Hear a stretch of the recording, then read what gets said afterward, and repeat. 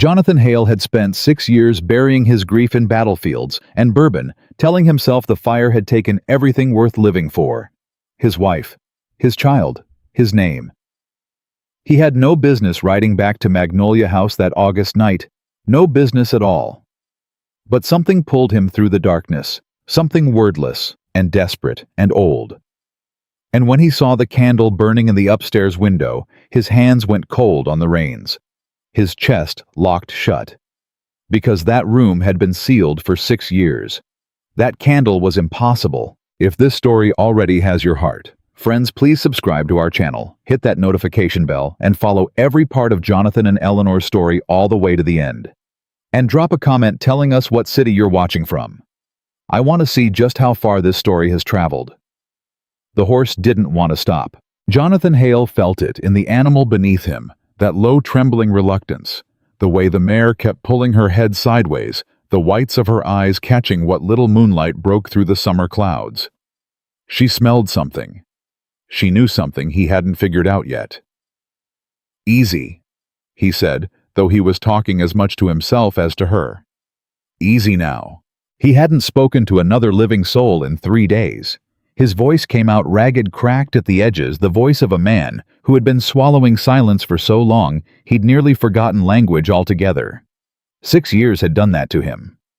6 years of campaigns and whiskey and stretches of Carolina Road where a man could ride from one sunrise to the next without passing a soul who knew his name. That had suited him fine. Magnolia House rose out of the dark ahead of him. Not the way a building rises when you're riding toward it. Slow and patient, growing larger with each stride. It rose the way a memory does. All at once.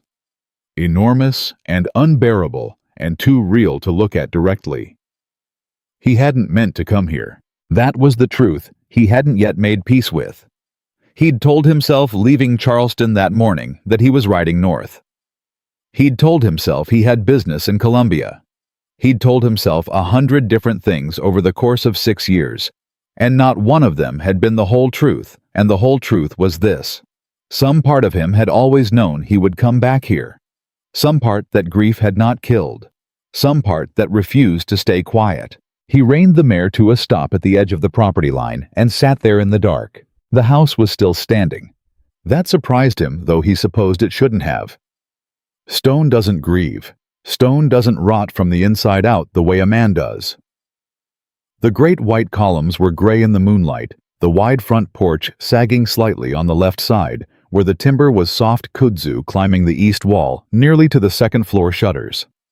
The garden had gone wild. 6 years of Carolina summer had done its work.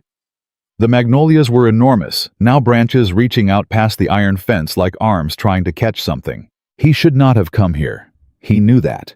He'd known it the moment the house had appeared on the horizon, and he'd kept riding anyway.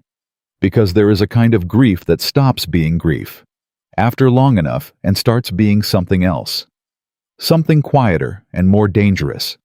Something that sits in a man's chest and tells him he has unfinished business with the dead.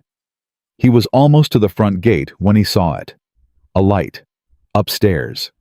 Third window from the left. Jonathan Hale pulled his mare up so hard she reared slightly, and he had to grip with both knees to keep his seat. He stared at that window. He stared at it the way a man stares at a thing he cannot reconcile with the laws of the world he thought he understood. That window was Eleanor's sitting room. He had sealed it himself. The morning after the funeral, after they'd told him she and the child had perished in the carriage fire on the Beaufort Road, after the preacher had said his words, and the women had wept, and Richard had stood at his elbow with his hand on Jonathan's shoulder, pressing with those long fingers, the way he always pressed as though comfort were something you could nail a man down with. Jonathan had gone upstairs alone. He had closed that door. He had locked it. He had kept the key. He still had it. Right there in his breast pocket.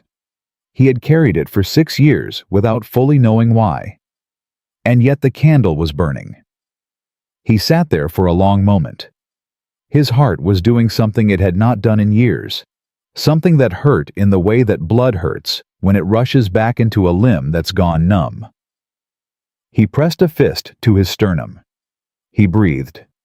Then he dismounted, tied the mare to the gatepost, and walked toward the house. Yay! The front door was unlocked. That stopped him for a second time. He stood with his hand on the handle, feeling the brass warm from the day's heat. Even now in the heavy dark of a South Carolina August midnight, and he thought someone is living here. Someone has been living here. His first thought, and God help him, it shamed him, was of squatters, refugees from the low country, a family of freedmen who'd found the old house empty and made themselves a life inside it. He'd heard of that happening. He had no quarrel with it. Not truly, though Richard had made noise about it over the years. Richard, who managed the Hale properties in Jonathan's absence and had opinions about everything and rights to nothing. He pushed the door open. The hallway was dark. He stood in it and listened. Silence. Then so faint, he nearly decided he'd imagined it, a sound from above. Something musical. Not piano keys, not quite, more like a child singing to himself, tuneless and soft.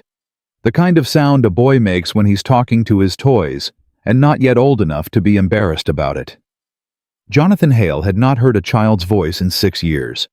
It moved through him like cold water through hot rock. He was at the foot of the stairs before he'd consciously decided to move. He put his boot on the first step, and the old wood creaked and he froze. The singing stopped. Silence. He waited. Then footsteps, small, quick, overhead. A door. A woman's voice, low and urgent, the words indistinct, but the tone unmistakable. Hush, hush, be still. Jonathan's hand found the newel post. His knuckles were white. He knew that voice. He knew it the way a man knows a scar, not by thinking, not by remembering, but by the body. By something that lives below the reach of reason in the part of a person that does not understand death and cannot be taught it. Eleanor, he said. His voice came out barely above a whisper. He hadn't meant to say it at all. The footsteps stopped. The house went so silent he could hear the night insects outside, loud as a congregation. Then a door at the top of the stairs swinging open. Candlelight spilling out orange and wavering. And a figure, a woman, standing in that light with one hand braced on the doorframe and the other hidden behind her back. He looked up at her. She looked down at him. For a moment, neither of them moved. Neither of them breathed. The candle flame shivered in a draft from somewhere and sent the light dancing across her face. And Jonathan saw every feature he had buried. Every detail he had spent 6 years trying to forget, because remembering was a particular species of agony he hadn't the constitution for. The line of her jaw, the set of her shoulders, the way she held her head when she was frightened, chin up always. Eleanor never bowed her head to anything. Eleanor, he said again. Louder this time, still not believing it. She brought her right hand out from behind her back. There was a pistol in it. She leveled it at his chest with both hands, steady, not trembling at all. And Jonathan Hale, who had stood in the face of British artillery at Horseshoe Bend, and not flinched, took one involuntary step backward. Don't, she said. Don't you come up these stairs. Eleanor, I will shoot you. Her voice was quiet. That was the terrifying part. Not loud, not hysterical. Quiet and certain and cold as January creek water.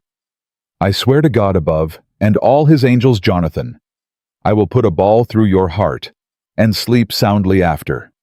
He put both hands out, palms toward her. I'm not armed.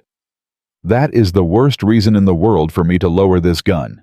I don't understand. He stopped. He looked at her. Really looked the way a man looks when he's trying to understand something that his brain keeps refusing. You're alive. Eleanor, you're alive. No thanks to you. The words hit him like a flat stone to the chest. What? You heard me. I don't know what you mean. The fire, they told me Richard came to me himself. He said the carriage had gone off the Beaufort Road. He said... He stopped. His throat had tightened. They buried you. There was a funeral. I was there. I know, she said. I watched it. The silence that followed that was the longest of Jonathan Hale's life. You watched your own funeral, he said slowly. From the tree line, with Samuel in my arms. A pause. He was 14 months old. He didn't understand, of course. He kept reaching up, trying to touch my face. Jonathan's legs were not entirely steady. He grabbed the newel post again. Samuel, he said. The boy. Is my son. Ours. He's 7 years old, and he is asleep in that room behind me, and if you take one more step toward those stairs, I will not hesitate. Eleanor? He looked up at her. Why? Why did you? Because someone tried to kill me, Jonathan. The gun didn't waver. Someone paid a man to run that carriage off the road. Someone wanted me dead. And when I climbed out of that wreck with my baby and my broken arm and nothing else, I lay in the mud of the Beaufort Road, and I thought, who? Who wanted me dead enough to do this? Who benefits from Eleanor Hale being gone? He stared at her. And then I thought about what you'd said to me the week before, in the study, about the inheritance, about Richard pressing you to sign over the coastal properties, about how if something happened to me, the Whitmore claim on the Hale estate would be clean and uncontested. She took one step down toward him, gun still raised. And I thought my husband knew. He knew, and he let it happen. That is not true. Jonathan's voice had gone flat. Not cold flat. The way iron goes flat under heat. Eleanor, that is not true, and you know it. I don't know anything about you anymore. I loved you. I love you. Good God, woman, I have spent 6 years. He stopped. He pressed the back of his hand to his mouth. He was not a man who wept. He had not wept in 6 years either. But something was happening in his chest that was larger than what the rib cage was designed to contain. 6 years, he said again quietly. 6 years thinking you were dead. And yet here you are at midnight, she said, riding up to a house you knew was sealed. How did you know to come here, Jonathan? Did someone send you? He blinked. No one sent me. I rode up from Charleston. I hadn't planned to stop here. You just happened to ride 2 hours off the main road to a house you sealed yourself on the day after my funeral. Yes. Do you expect me to believe that? I expect nothing from you, he said. I have no right to expect anything, but I am asking you to hear me out. A sound from the room behind her small, sleepy querulous. Mama. Eleanor's eyes cut sideways. Just for a second. Just the flicker of a mother's instinct, involuntary and complete. It's all right, sweetheart, she said, her voice changing entirely, going warm and soft the way fire goes from blue to gold. Go back to sleep. Mama's right here. A pause, the rustling of a child resettling. Then silence again. Eleanor looked back at Jonathan. The gun had not moved. He is a good boy, Jonathan said quietly. He hadn't meant to say it. It came out of some place he hadn't been able to reach in 6 years. Is he well? He is perfect. The word hit the air like a challenge, like a wall. He is everything, and I will burn this house down around both of us before I let any harm come to him. I don't want to harm either of you. Eleanor, Then why are you here? He looked at her. He looked at the gun. He looked at the hand that held it steady as a surveyor's plumb line, and he thought she means every word. She has been living in the dark for 6 years with a loaded pistol and a little boy, and enough hate to keep her upright through it all. She has been surviving on the conviction that I am the one who tried to kill her. I came back, he said, because I cannot stop. 6 years I have tried. I have put miles between myself and this house and this county, and every road that leads back to you, and I cannot stop. Something keeps bringing me back. I don't know what it is. I don't know what I expected to find. I didn't expect... He gestured helplessly at her at the candle at all of it. I did not expect you to be alive, Eleanor. No, she said. I don't suppose you did. I did not send anyone to kill you. Someone did. Yes. He held her gaze. And when I find out who, there will not be enough of him left to bury. He said it the way a man says a thing he has thought through completely, without heat, without drama. The way a soldier states a fact. "But I need you to believe I didn't know. I need you to believe that Eleanor." She said nothing. A roll of thunder sounded far off down toward the coast. The candle flame shivered. "I cannot believe you," she said at last. "Not yet. Maybe not ever." She took one step back up the stairs toward the room behind her, never dropping the gun, never dropping her eyes from his. "But you can sleep in the front parlor tonight, on the settle, and in the morning we talk." He nodded. "All right. And Jonathan?" "Yes." She looked at him from the top of the stairs, the candlelight behind her, 6 years of survival in her face, in the set of her mouth, in the steadiness of the hand that held that gun. "You should have stayed dead," she said. She meant it for him.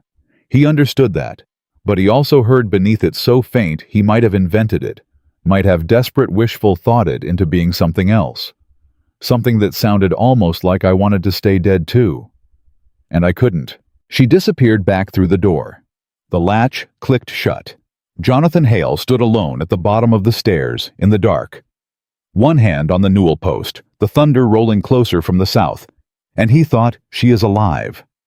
She is alive, and she is furious, and she is up there right now with a gun and a 7-year-old boy, and 6 years of reasons to hate him. He also thought, I have never in my life been so glad to be hated. He found the front parlor by memory, his hands reading the walls in the dark, the way they used to when he'd come in late from the fields and didn't want to wake the house. He sat down on the old settle and put his face in his hands. He did not sleep. Down the hall somewhere above him, a boy's voice said something low and questioning, and a woman's voice answered soft. Certain the voice of someone who had decided long ago that softness was not weakness, that it was the harder choice, the more enduring one. He listened to that voice until the thunder reached the house and the rain came in off the coast, and he sat in the dark with the sound of Eleanor's voice moving through the floorboards above him, and for the first time in 6 years, Jonathan Hale felt something he had forgotten was possible.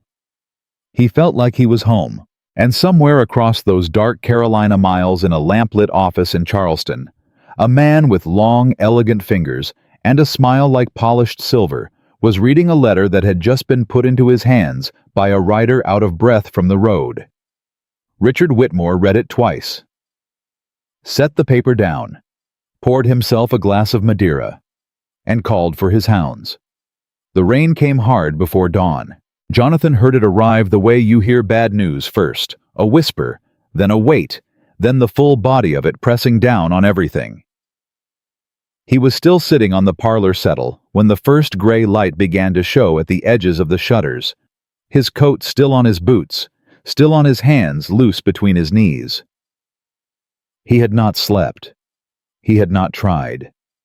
There was too much alive in him, too much that 6 years of careful numbness had kept quiet, suddenly awake and loud and demanding to be heard. He heard her come down the stairs before he saw her. Slow, deliberate steps.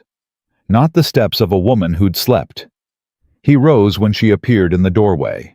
Eleanor Hale looked exactly the way she had in every waking dream he'd had for 6 years, except leaner. Harder at the jaw. Eyes that had learned to read danger the way a river pilot reads water, quietly, constantly, never resting. She was still dressed from the night before. The pistol was at her hip, tucked into the sash of her dress, and one hand rested near it, the way a person's hand rests near something they've had to use before and expect to use again. She looked at him standing there in the gray dawn light of her seized parlor, and her expression did not soften. But it shifted, just slightly, the way ice shifts when the temperature changes beneath it before the crack appears. "Samuel is still asleep," she said. "We have an hour, maybe less. If he wakes and finds a stranger in the house." "I'm not a stranger," Jonathan said. "You are to him." She came the rest of the way into the room and stopped 6 feet away. A careful distance, a measured one. "He knows your name. He knows your face from a portrait I kept, but he does not know you, Jonathan. So if he comes down those stairs, you will let me handle it. You will not speak to him unless I say so. Are we agreed?" He looked at her for a moment, then he nodded. "Agreed." Sit down." He sat. She remained standing. That was deliberate too, he could tell. Everything Eleanor did was deliberate. That had always been true, and 6 years of living as a ghost had only sharpened it. "I want to know what Richard told you," she said. "Exactly. Word for word if you can manage it." "He came to me in camp," Jonathan said. "I was in the field. We were 2 days north of Mobile, October of 1811. He rode out personally. I remember thinking that was strange. Richard never liked field conditions." He paused. "He told me the carriage had gone off the Beaufort Road in a storm. He said the axle broke on the bridge above Colleton Creek. He said they'd gone into the water, you and the baby both, that they'd searched for 3 days and couldn't recover." He stopped. He cried. "God help me, Eleanor." He stood there in the mud and he cried and I held him up. Eleanor's jaw moved. Something crossed her face, not quite anger. More like a person watching a puzzle piece fall into place that confirmed something terrible they'd already suspected. "He cried," she said. "Yes. Richard Whitmore stood in front of you and wept for his cousin's dead wife." "Yes." She was quiet for a moment. "He is very good," she said softly. "I'll give him that. He is very, very good." "Eleanor, tell me what happened. Tell me what actually happened on that road." She pulled a chair out from the writing table, a small wooden chair plane, nothing like the fine furniture this room had held before, and sat down across from him. Her back was straight, both feet flat on the floor. She folded her hands in her lap, the way a woman folds her hands when she is deciding how much of herself she can afford to give away. "It wasn't a storm," she said. "The weather was clear. I was taking Samuel to visit my mother in Beaufort. He'd never met her. You were away. I wanted her to see him before she got any older." She paused. "We had Thomas driving. You remember Thomas?" "Of course. Thomas Greer, his father's coachman, 40 years with the Hale family. A man Jonathan would have trusted with his own life without a second thought. A man on horseback came up alongside us on the Beaufort Road," Eleanor said, "just outside Colleton. He rode up to Thomas's box and said there was a problem ahead with the road, that he'd been sent to guide us along an alternative route." She held Jonathan's gaze. "Thomas said afterward he thought the man seemed familiar, that he might have seen him at the house in Charleston, one of Richard's men." Jonathan said nothing. He was very still. "The alternate route took us half a mile off the main road through bottomland. There was no bridge problem. There was no bridge at all. The road just stopped, at the edge of the creek." She breathed in, breathed out. "That's when the second man came, from the other direction. He had a rifle. He told Thomas to step down or be shot. Thomas stepped down. The man hit him across the head with the rifle stock and left him there." A pause. "The second man, then he went under the carriage. I heard him moving under there and I grabbed Samuel out of the seat and I got out the opposite door and I ran." "What was he doing under the carriage?" "Cutting the wheel pins," she said, "so that when they pushed it into the creek, it would look like the axle had failed, like an accident." She looked at her hands. "I heard it go in while I was running. I heard the water, and I thought they're going to come after me now. I have to disappear. If I go back to Charleston, whoever sent those men will send more. If I go to my mother's house, they'll look there first." "So you ran." "I ran. I went into the bottomland and I hid for 2 days with a 14-month-old baby and a broken collarbone from when I'd fallen getting out of the carriage." She said it flatly, not seeking sympathy, stating facts. "A freed family found me on the second morning. They hid us, fed us, helped us get north to Georgetown. I found work. I kept moving until I was sure no one was following." She looked up. "It took me 3 months to get back here, to this house. I came here because it was the one place Richard didn't have authority over. You'd sealed it, kept the deed in your personal papers. It wasn't part of the trust he managed." "So you've been here," Jonathan said slowly, 6 years, in this house. This and the 2 tenant farms on the back property. We moved between them when I felt uneasy." A ghost of something that was almost humor moved across her face, gone before it settled. "Samuel thinks it's normal. He thinks every family lives the way we do." Jonathan put his elbows on his knees and pressed the heels of his hands to his eyes. He sat like that for a long moment. The rain was easing. Outside, somewhere in the overgrown garden, a mockingbird started up. "Why didn't you send for me?" he said. "Why didn't you get word to me in the field that you were alive? I would have come. Eleanor, I would have come the same day." Silence. He looked up. She was looking at him with an expression that was not cruelty. He'd always known she wasn't cruel, but something close to sorrow. The sorrow of a person who has carried a wrong conclusion for so long, it has become load-bearing. "Because of what you said," she said. "What I said. In the study. The week before I left for Beaufort." She held his gaze. "You told Richard I heard you, Jonathan. I was standing in the hall. The door was open. You told Richard that Eleanor was becoming a problem, that the Whitmore trustees were asking questions about the coastal deed, and that if Eleanor wasn't brought to reason, the whole Hale arrangement would collapse." Jonathan stared at her. "I said Eleanor was being... I meant the situation with the inheritance trustees was Eleanor that had nothing to do with... You said she was becoming a problem." "I was talking about the legal situation. I know that now," she said, and those 3 words carried in them the full weight of 6 years. Not accusation, not forgiveness, just the exhausted truth of a woman who had believed one thing with every fiber of her survival instinct and was now being asked to believe another. "I know that now. I didn't know it on the Beaufort Road, when 2 men were trying to send my child and me to the bottom of Colleton Creek. All I knew then was what I'd heard, and what I'd heard was enough to make me run from you instead of to you." Jonathan stood up. He walked to the window and stood with his back to her, looking at the shuttered slats, the rain, dark beyond them. He put one hand flat against the wall. "He set it up," he said. "He set all of it up. The trustees, the conversation. He made sure you were walking past that door when he brought it around to the language he wanted you to hear." She said nothing. "He told me you were dead so I wouldn't come looking. He told you I wanted you gone so you wouldn't reach out. And he put 2 men on that road to make sure the story stayed clean." He turned.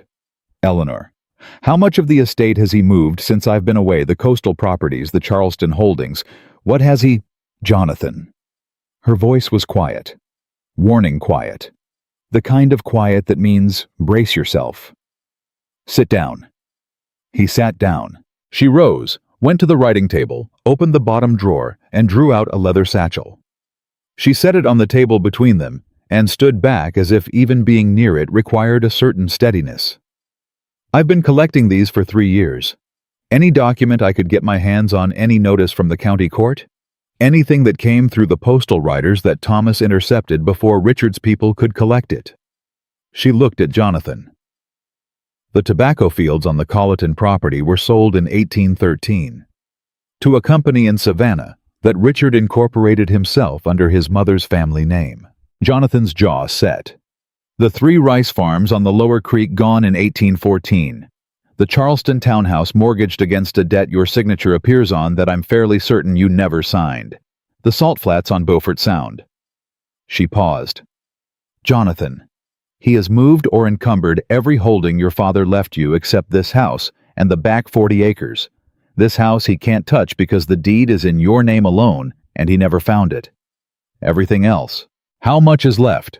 Jonathan said. His voice was very calm. That particular dangerous calm. "In terms of what's unencumbered, what can't he reach?" "This house. The timber acreage on the north property. And your father's private account at the Bank of South Carolina, which Richard apparently doesn't know exists." She paused. "I know it exists because your father told me about it the Christmas before he died. He told me and not you, because he said you were too much like him and needed someone with sense to keep it safe.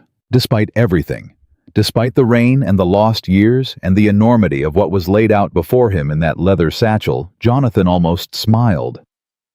That sounds like him. He was right as it happens. The almost smile faded. How much time do I have before Richard can move on what's left? There's a court proceeding in Charleston, she said. A petition to have you declared legally dead, which would transfer estate management permanently to the Whitmore Trust. She met his eyes. The hearing is in 11 days. Jonathan sat with that for a moment. 11 days. 6 years of systematic theft, and 11 days between Richard Whitmore and everything the Hale family had ever built. "I have to go to Charleston," he said. "You can't go to Charleston. Richard has people watching every road in from the Low Country. He'll know you're alive before you get within 20 miles of the city." "He may already know." She frowned. "What do you mean?" "The rider I passed on the Beaufort Road coming in last night. Mile or so south of the gate. Moving fast." He watched her face. "I didn't think anything of it at the time. I think something of it now." Eleanor stood very still. Then she moved to the window, the one that looked out over the front approach, and stood to the side of it, not in line with the glass, the practiced caution of someone who has spent years not standing where they could be seen. She looked for a long time. He wouldn't move immediately. She said more to herself than to him. He'd want to be sure first.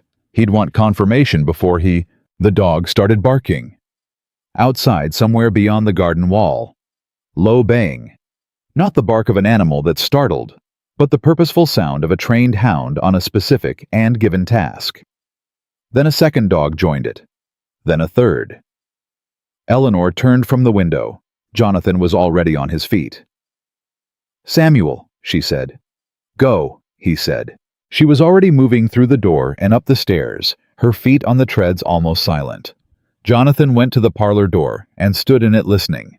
The hounds were closer now, and beneath their baying, he could hear horses, 2, maybe 3, working along the road that ran the east boundary of the property. He didn't have his rifle. He'd left it in his saddlebag when he'd tied the mare at the front gate, which was a stupidity he could not afford to be guilty of twice. He went to the writing table, opened the top drawer, found nothing useful. Second drawer. A small knife horn handle sharp enough. He pocketed it. Then he heard it. Not from outside, from directly overhead. A small voice sudden with the particular panic of a child woken by something alarming. "Mama! Mama, there are dogs!" And Eleanor's voice low and fast and steady. "I know, sweetheart, I know. Put your boots on." Then silence. Then a sound that hit Jonathan Hale somewhere in the center of his chest, that he had no name for, the sound of a 7-year-old boy asking in a voice that was trying very hard to be brave, "Are we running again?" And Eleanor, "Not yet. Not if I can help it." Jonathan stood at the foot of the stairs and listened to his son's voice for the first time, and understood in a way he hadn't fully understood even the night before what Richard Whitmore had actually taken from him.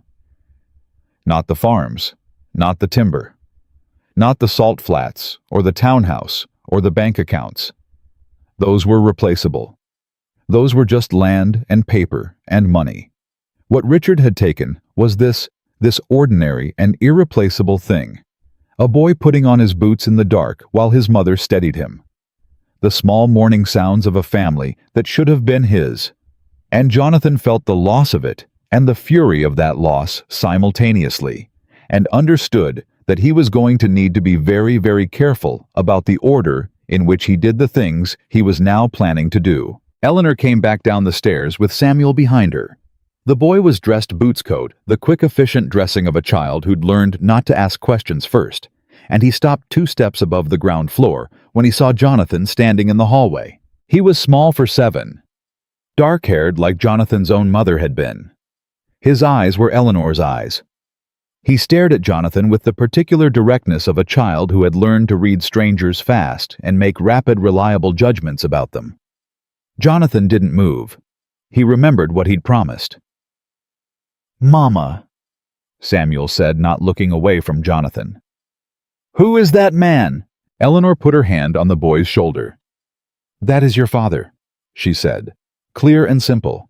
The way Eleanor said hard things, not softening them, not burying them in explanation, just setting them down in front of you and letting you find your own footing. Samuel looked at Jonathan for a long moment. Then he looked at his mother, then back at Jonathan. "I thought you were dead," he said. "Most people did," Jonathan said. Samuel considered this. "Are the dogs yours?" "No," Jonathan said. "They're not." "Whose are they?" "Samuel," Eleanor began. They belong to a man named Richard Whitmore, Jonathan said. He kept his voice level, eye to eye with the boy, not crouching to appear smaller, not straightening to appear larger, just meeting him where he was. He's my cousin, and he is not a friend to this family. Samuel absorbed this, the way children absorb significant information completely, without visible reaction, filing it away somewhere deep and precise. Then he nodded once. "All right," he said. "What do we do?" Jonathan looked at Eleanor. Eleanor looked at Jonathan. And in that look across 6 years and a dead fire and a house full of stolen years, something passed between them that was not forgiveness. Too early for that, far too much. Still raw and unresolved, but was something like the beginning of a shared direction. Like two people who have been walking different sides of the same mountain and have just found each other on the ridge. "We get you both out the back," Jonathan said. "The old tobacco barn at the north edge of the property, is it still standing?" "Yes," Eleanor said. "We've used it before." "Can you get there without using the east road?" "Through the creek field?" "Yes." "Longer, but they won't have dogs on that side. The wind's wrong for it." "Then go." He held her gaze. "I'll bring the horses around." "Jonathan." She said his name the way she'd always said it when he was about to do something that concerned her, quiet, direct, slightly impatient with his tendency toward the dramatic. "There are at least 3 of them. You're one man with a pocket knife." "I know that." "Then what exactly are you planning to do?" "Buy you time," he said. 12 minutes. Can you get to the barn in 12 minutes? She looked at him, then at Samuel, then back at him. 10, she said, if he doesn't slow me down. "I won't slow you down," Samuel said with a dignity that made Jonathan's chest ache. 10 minutes, Jonathan said. "Go." Eleanor took Samuel's hand, and they moved fast and certain, and practiced toward the back of the house. Jonathan watched them go.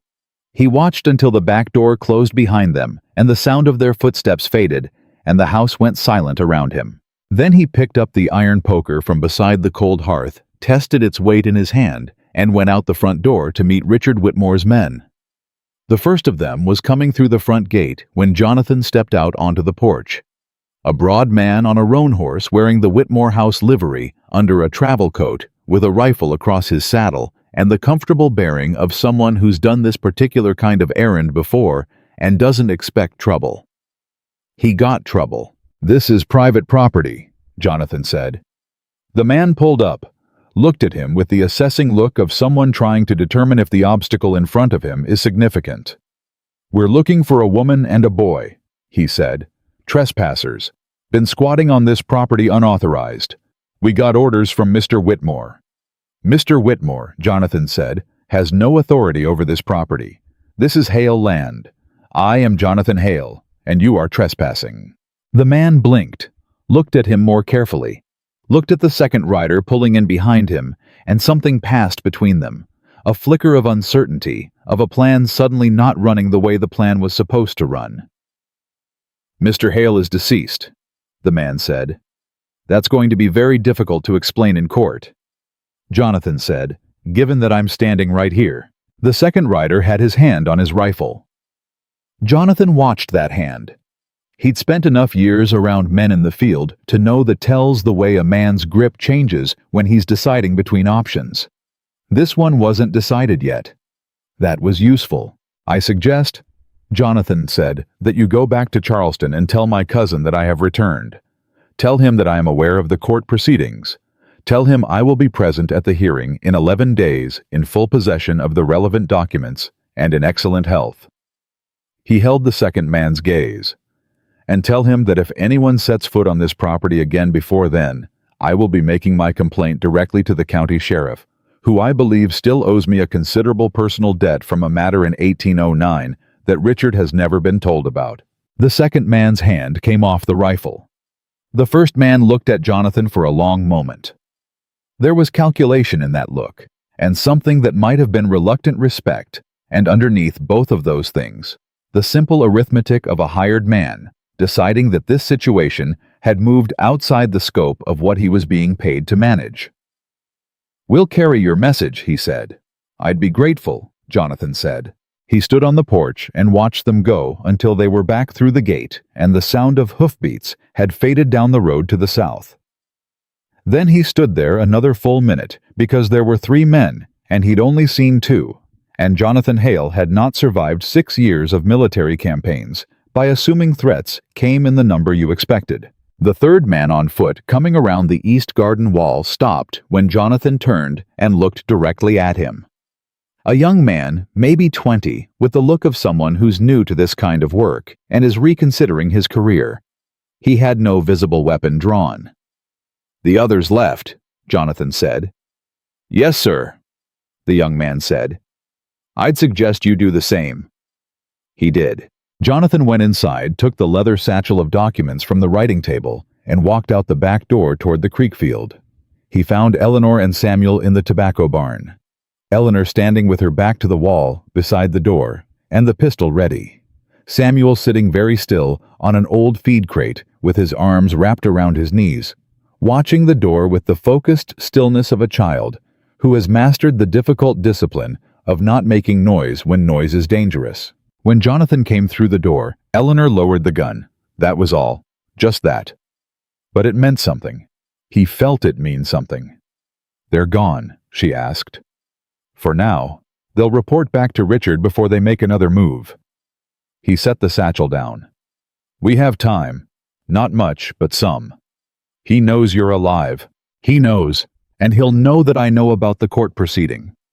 He looked at her. "He'll move to accelerate it. We need to be in Charleston before he can get ahead of us." "We," she said. "Yes," he said. "We." Eleanor looked at him for a moment.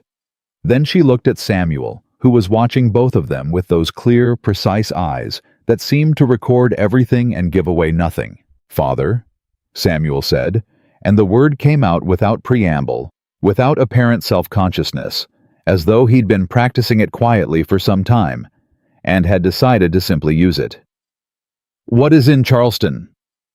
Jonathan looked at his son. He felt the word land in him, the way a bell lands when you're standing too close. The vibration of it, the physical fact of it, the way it reorganized something inside him that had been disordered for 6 years. "The truth," Jonathan said. "And the people who buried it." Samuel nodded, as though this was sufficient, as though truth were a perfectly reasonable thing to go to Charleston to retrieve. "Then we'd better go," the boy said. And Eleanor's hand, the one that had held a pistol aimed at Jonathan's heart less than 8 hours ago, reached out and took her son's hand, and she looked at Jonathan with those carefully measured eyes, and she said, "He's right. We'd better go." Outside, the rain had stopped. The mockingbird had started again somewhere in the magnolias, bright and relentless and completely indifferent to the size of the trouble that had just reorganized itself around the Hale family, like water finding a new channel. And in Charleston, in a lamplit office above the Battery, Richard Whitmore received his writer's report, set down his glass, and reached for pen and paper.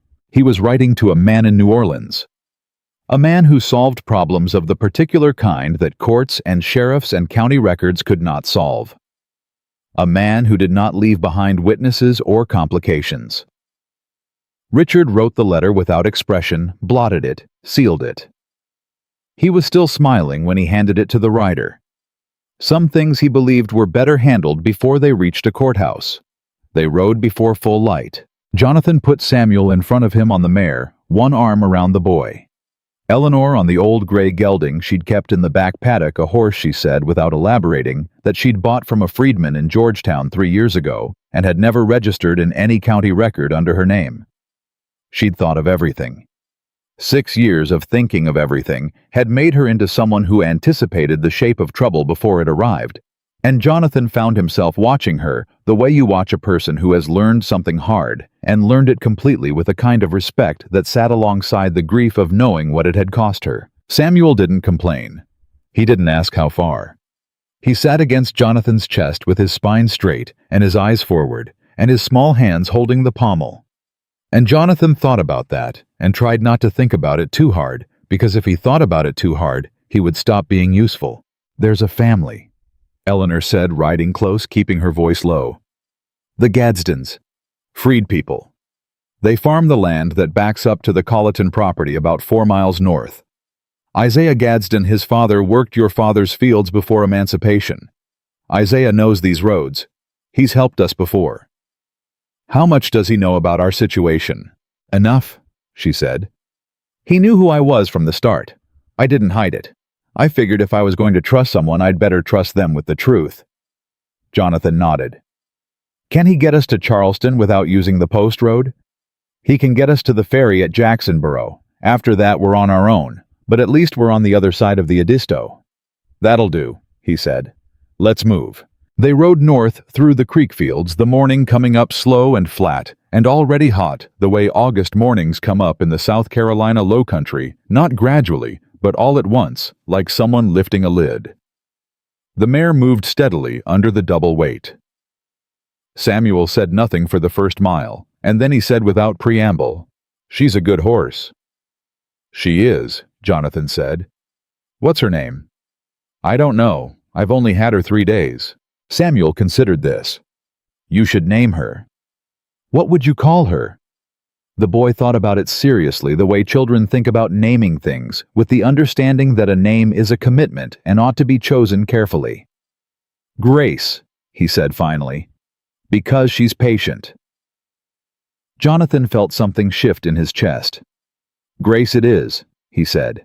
Behind them, Eleanor was watching this exchange with an expression she quickly rearranged into something neutral when Jonathan glanced back. But he'd seen it.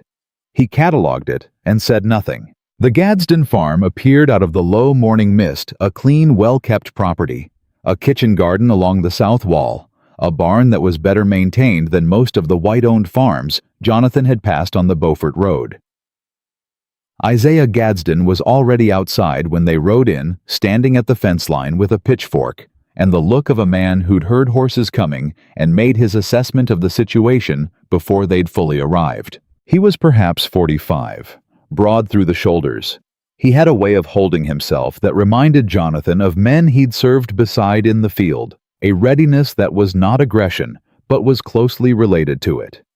He looked at Jonathan, then at Eleanor, then at Samuel briefly warmly, then back at Jonathan. "So he's real," Isaiah said. "He's real," Eleanor said. "Wondered," Isaiah said. He looked Jonathan over with a directness that made no apology for itself. "Your father was a fair man," he said. "Not good, fair, there's a difference. But fair was more than most." "I know it," Jonathan said. "You fix what he left broken." "I'm intending to." Isaiah turned to Eleanor. "Whitmore's men were through here at first light, 2 riders on the south road asking questions. I told them I hadn't seen any woman and child. They believed me because they'd already decided I wasn't worth listening to carefully." He said it without bitterness. Just fact. The bitterness, if there had ever been bitterness, had been resolved into something quieter and more efficient long ago. "They'll be back." "We need the ferry," Eleanor said. "Jacksonboro. I can get you to within half a mile of it. After that, you're visible." He looked at the sky. "You've got maybe 2 hours before the river traffic picks up and people start noticing faces." A pause. "There's something else." Eleanor's eyes sharpened. "What?" "Your girl," Isaiah said. "The one who's been helping with the house." A beat of silence. Jonathan felt Eleanor go still beside him. "Cora," Eleanor said. "She left last night. After you did, I reckon. Took the south road on foot, moving fast." He met Eleanor's eyes steadily. "I think she went toward the post road, toward Charleston." Eleanor closed her eyes for just a second. 1 second. Then she opened them. "How long has she been with you?" Jonathan asked. 8 months, Eleanor said. "She came from Savannah. She had good references." She stopped. "Richard has contacts in Savannah." "Yes, he does," Jonathan said. "So he's known where we were," Eleanor said. It wasn't a question. It was the sound of a woman reconstructing 8 months of her life through a new and devastating lens. For 8 months he's known. Then why didn't he move sooner? Jonathan said. "Because he didn't need to," Eleanor said. "As long as you were gone and presumed dead, He didn't need to do anything about me. I was just a woman hiding in a sealed house. No threat to anything. She looked at Jonathan. And then you rode up last night. And everything changed. And everything changed, she agreed. Isaiah had been listening to this without interrupting. You need to move, he said simply. I'll take you to the ferry. We can argue about the rest of it on the road. They moved. Isaiah led them on foot, cutting across his own back fields, and then through a long stretch of pine bottom land that Jonathan would have had trouble navigating alone. The man walked fast and quiet and sure, and Samuel watched him with the frank, uncomplicated admiration of a 7-year-old who has no patience for people who don't know what they're doing. How do you know the way in the dark? Samuel asked him, because it was still not fully light in the pines. Same way I know most things, Isaiah said without slowing. I paid attention when nobody thought I was listening. Samuel nodded as though this were the most sensible thing he'd heard in a week. They were halfway to the river when Jonathan moved his horse up alongside Isaiah and said quietly, The court hearing in Charleston.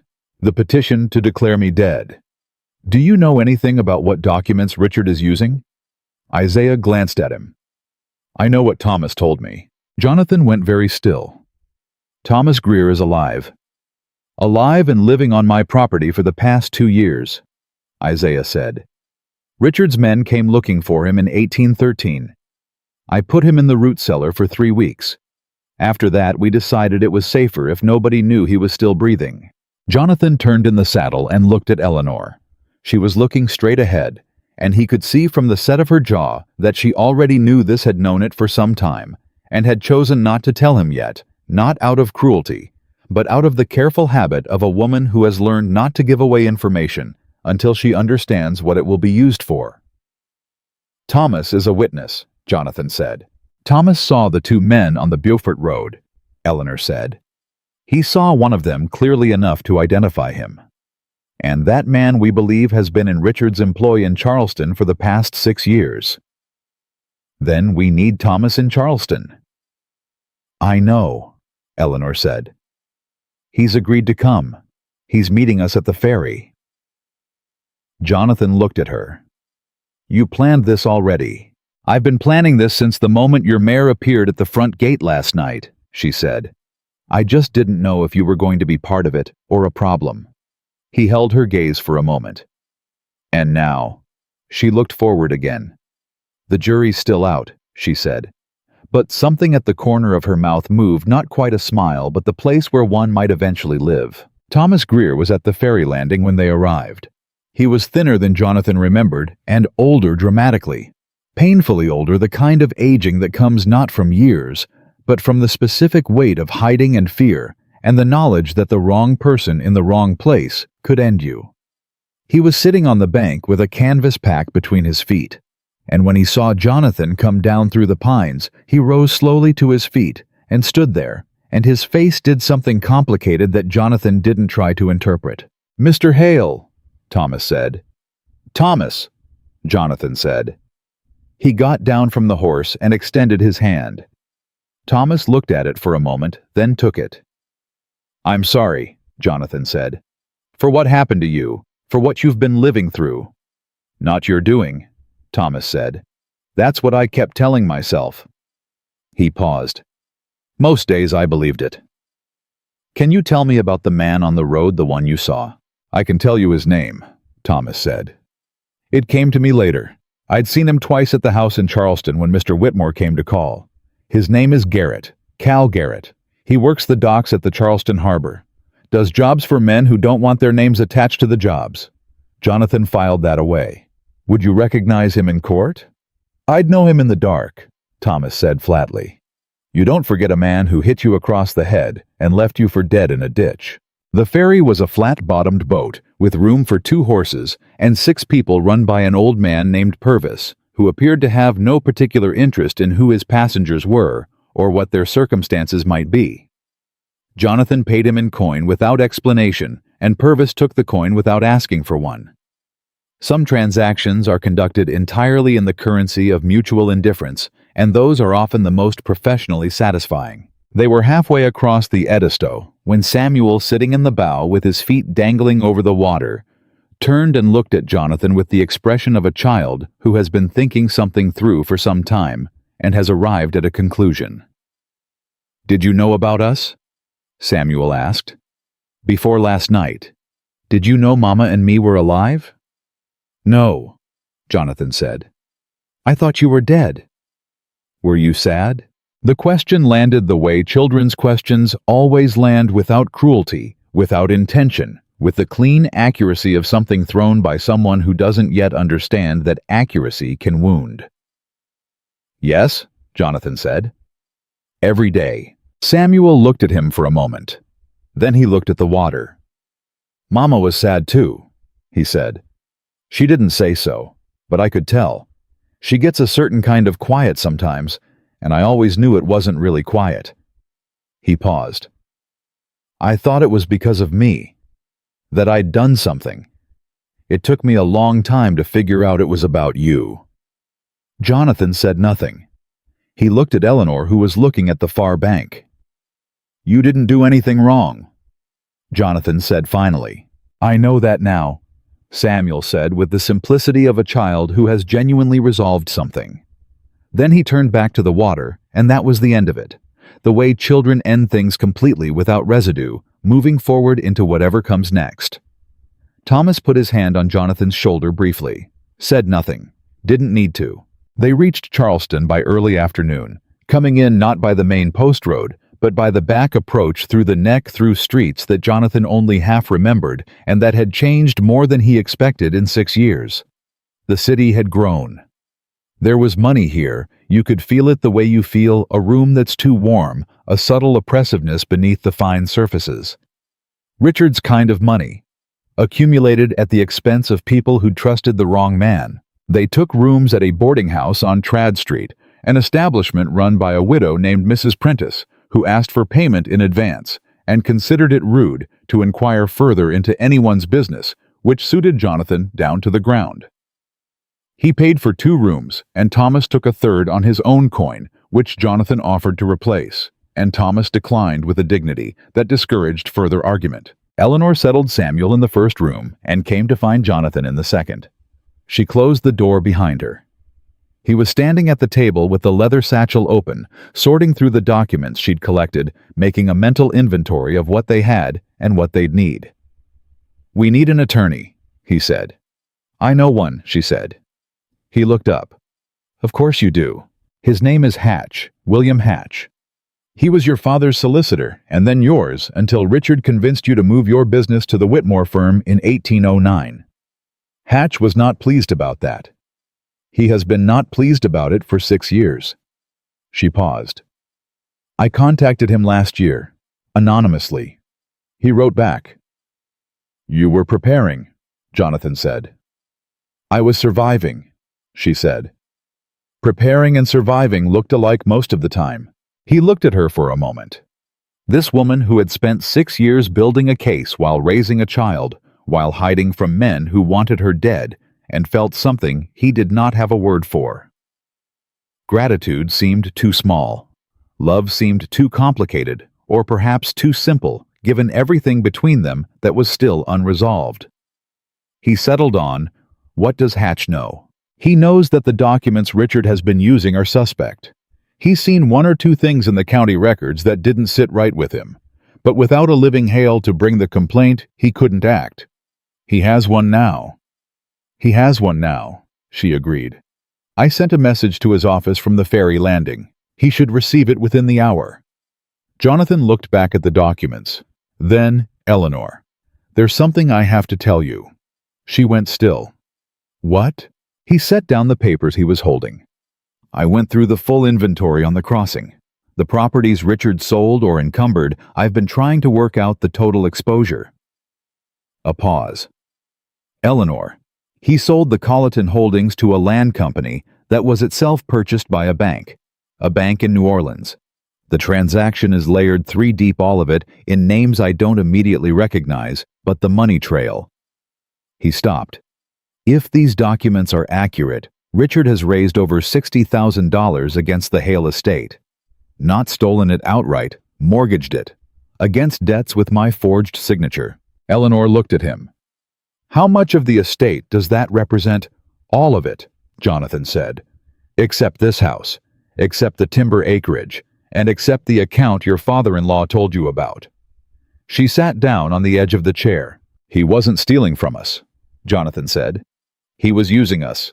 Using the Hale name and holdings as collateral to build his own fortune, knowing that if I was dead and you were dead, there would be no one to call in the debt. The bank in New Orleans would eventually foreclose. Richard would have the cash from $60,000 in loans and be out of the Hale business cleanly, with no one the wiser. Except the court petition, Eleanor said slowly. The one that declares you legally dead. That's not just about the estate management. No, Jonathan said. That's the last step. Once I'm legally dead, the debts become a matter of the estate, not of any living person. The bank forecloses, the properties change hands, and Richard is standing there with clean money and no fingerprints on anything. He planned it for years, she said. From the beginning. Before the fire. From before the fire, Jonathan confirmed. The fire was the last piece, not the first. She stood up. Her face had gone through several things, shock, then rage, then something cold and precise that Jonathan recognized from 6 years ago, from the Eleanor he'd known when she was making a decision she was absolutely certain of. Then we have 11 days, she said, and we have Thomas, and we have these documents, and we have Hatch. Yes, Jonathan said. Is that enough? He looked at her. I don't know, he said, but it's what we have. And I've gone into worse odds with less. She held his gaze for a moment. So have I, she said. Recently. A knock at the door. Jonathan crossed to it and opened it. Thomas faced tight, holding a folded paper. Ryder just delivered this to Mrs. Prentice downstairs, Thomas said. She gave it to me because it had no name on the outside, just a description. Man and woman traveling with a child. Jonathan took it. Unfolded it. It was a single sentence, written in a hand he didn't recognize. No salutation. No signature. Leave Charleston by nightfall or the boy answers for your stubbornness. Jonathan read it twice. He handed it to Eleanor without a word. She read it. Her expression didn't change. Not in any way that a stranger would have noticed. But Jonathan was not a stranger.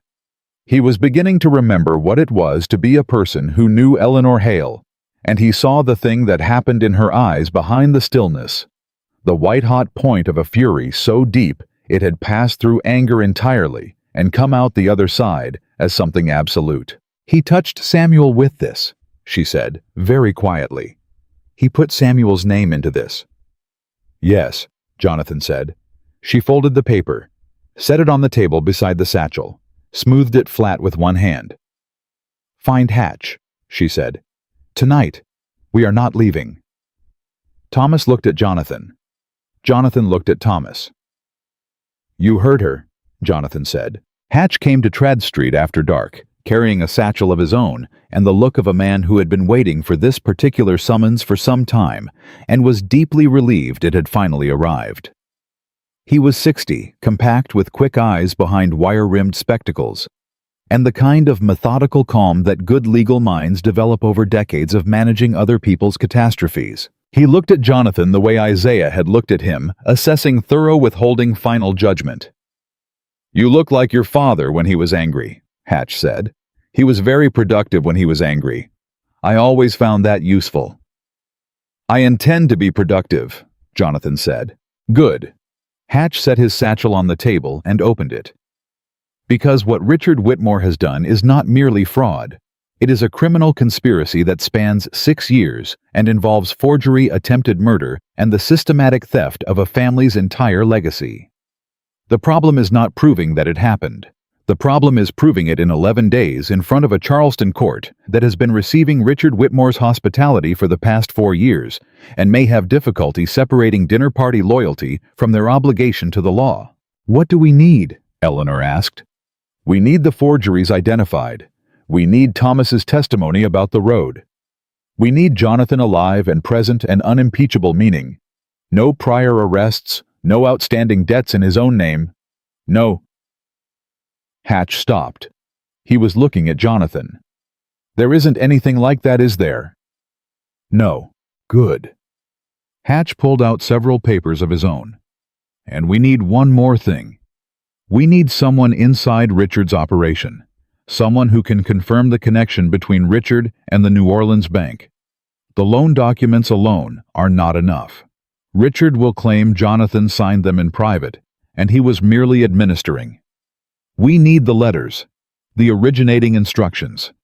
Something in Richard's hand that connects him directly to the fraud, not just the result of it. Silence fell over the room. Jonathan thought about this.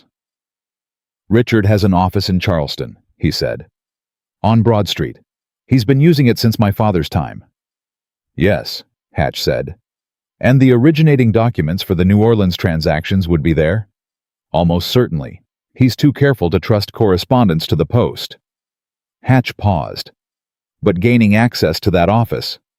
Leave that to me, Thomas said. Everyone looked at him.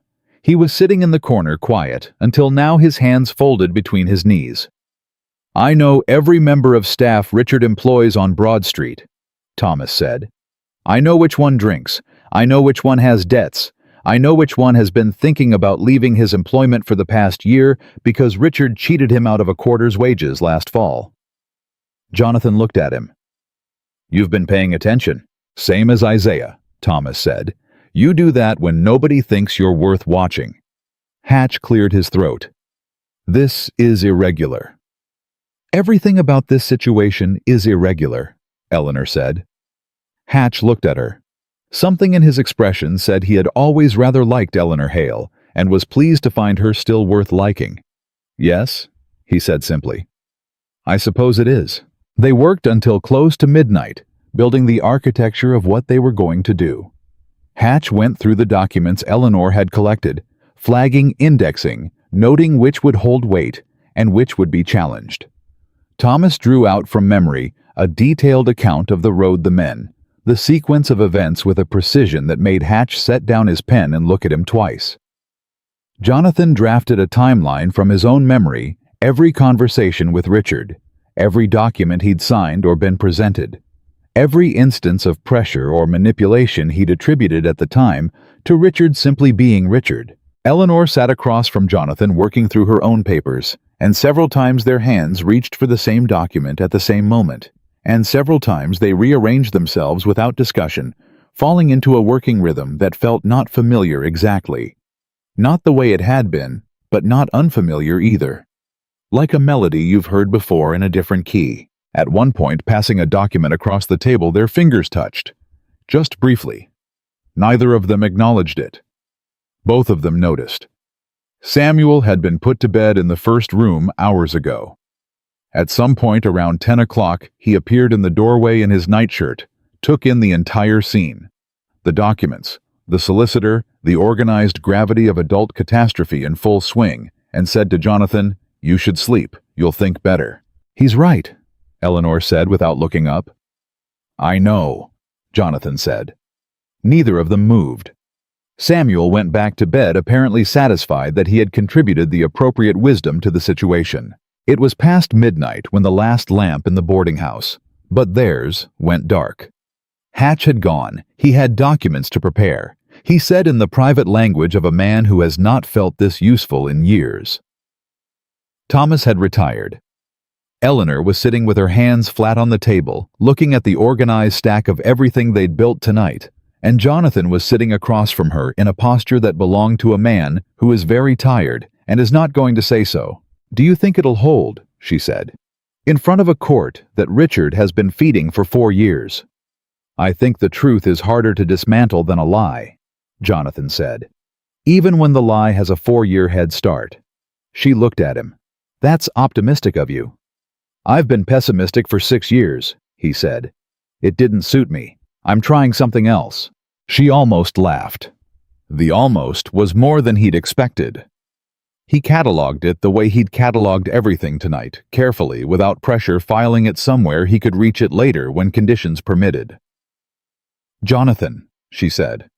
Not accusing. Not forgiving. Something in between, or something different from both. "I know," he said. "I know there's a great deal still between us. I know that 11 days is not enough to resolve 6 years. I know that." "Good," she said. "I'm not asking you to resolve it," he said. "I'm asking you to let me stand next to you in a Charleston courtroom and tell the truth and let what happens after that happen after that." She was quiet for a moment. "And if it goes wrong?"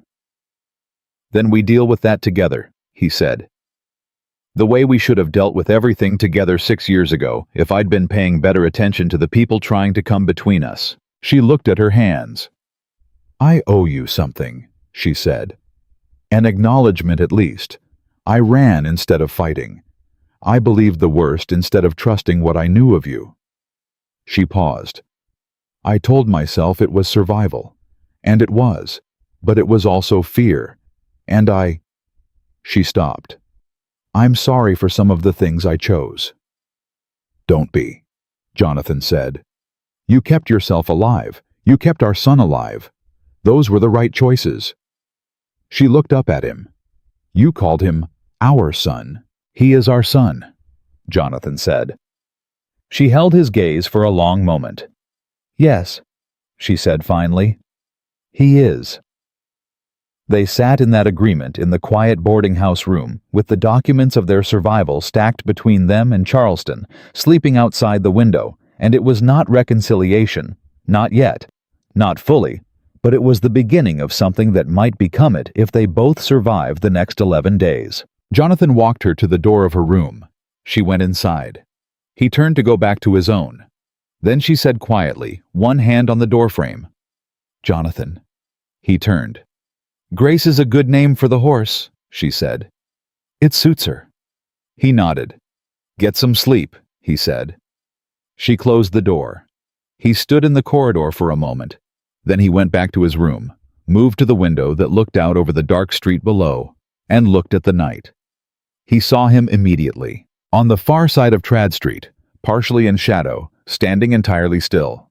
A man in a dark coat, well-cut silver-buckled shoes, catching the faint light from a distant lamp. Standing with his hands clasped behind his back, looking up at the boarding house with an expression of pleasant patient satisfaction. Richard Whitmore. He didn't move when Jonathan appeared at the window. He didn't retreat. He simply looked up. And after a moment, as though they were acquaintances who'd spotted each other at a social gathering, as though this were a perfectly ordinary encounter between two men who had merely run into each other by accident, he smiled. Then he turned unhurried and walked away into the dark. Jonathan stood at this window and understood Richard had known they were here before they'd arrived. He'd known their route, their destination, their every move. And he wasn't frightened. He wasn't running. He was demonstrating with all the precision of a man who has spent years thinking several moves ahead of everyone in the room that he believed he still held the advantage. Jonathan stepped back from the window. He was done underestimating Richard Whitmore, and he deeply coldly suspected that Richard had just made the same mistake about him. Jonathan didn't sleep after that. He sat in the chair by the window and watched the street below until the sky began to lighten, thinking about Richard Whitmore's smile. Not what it meant, he understood what it meant.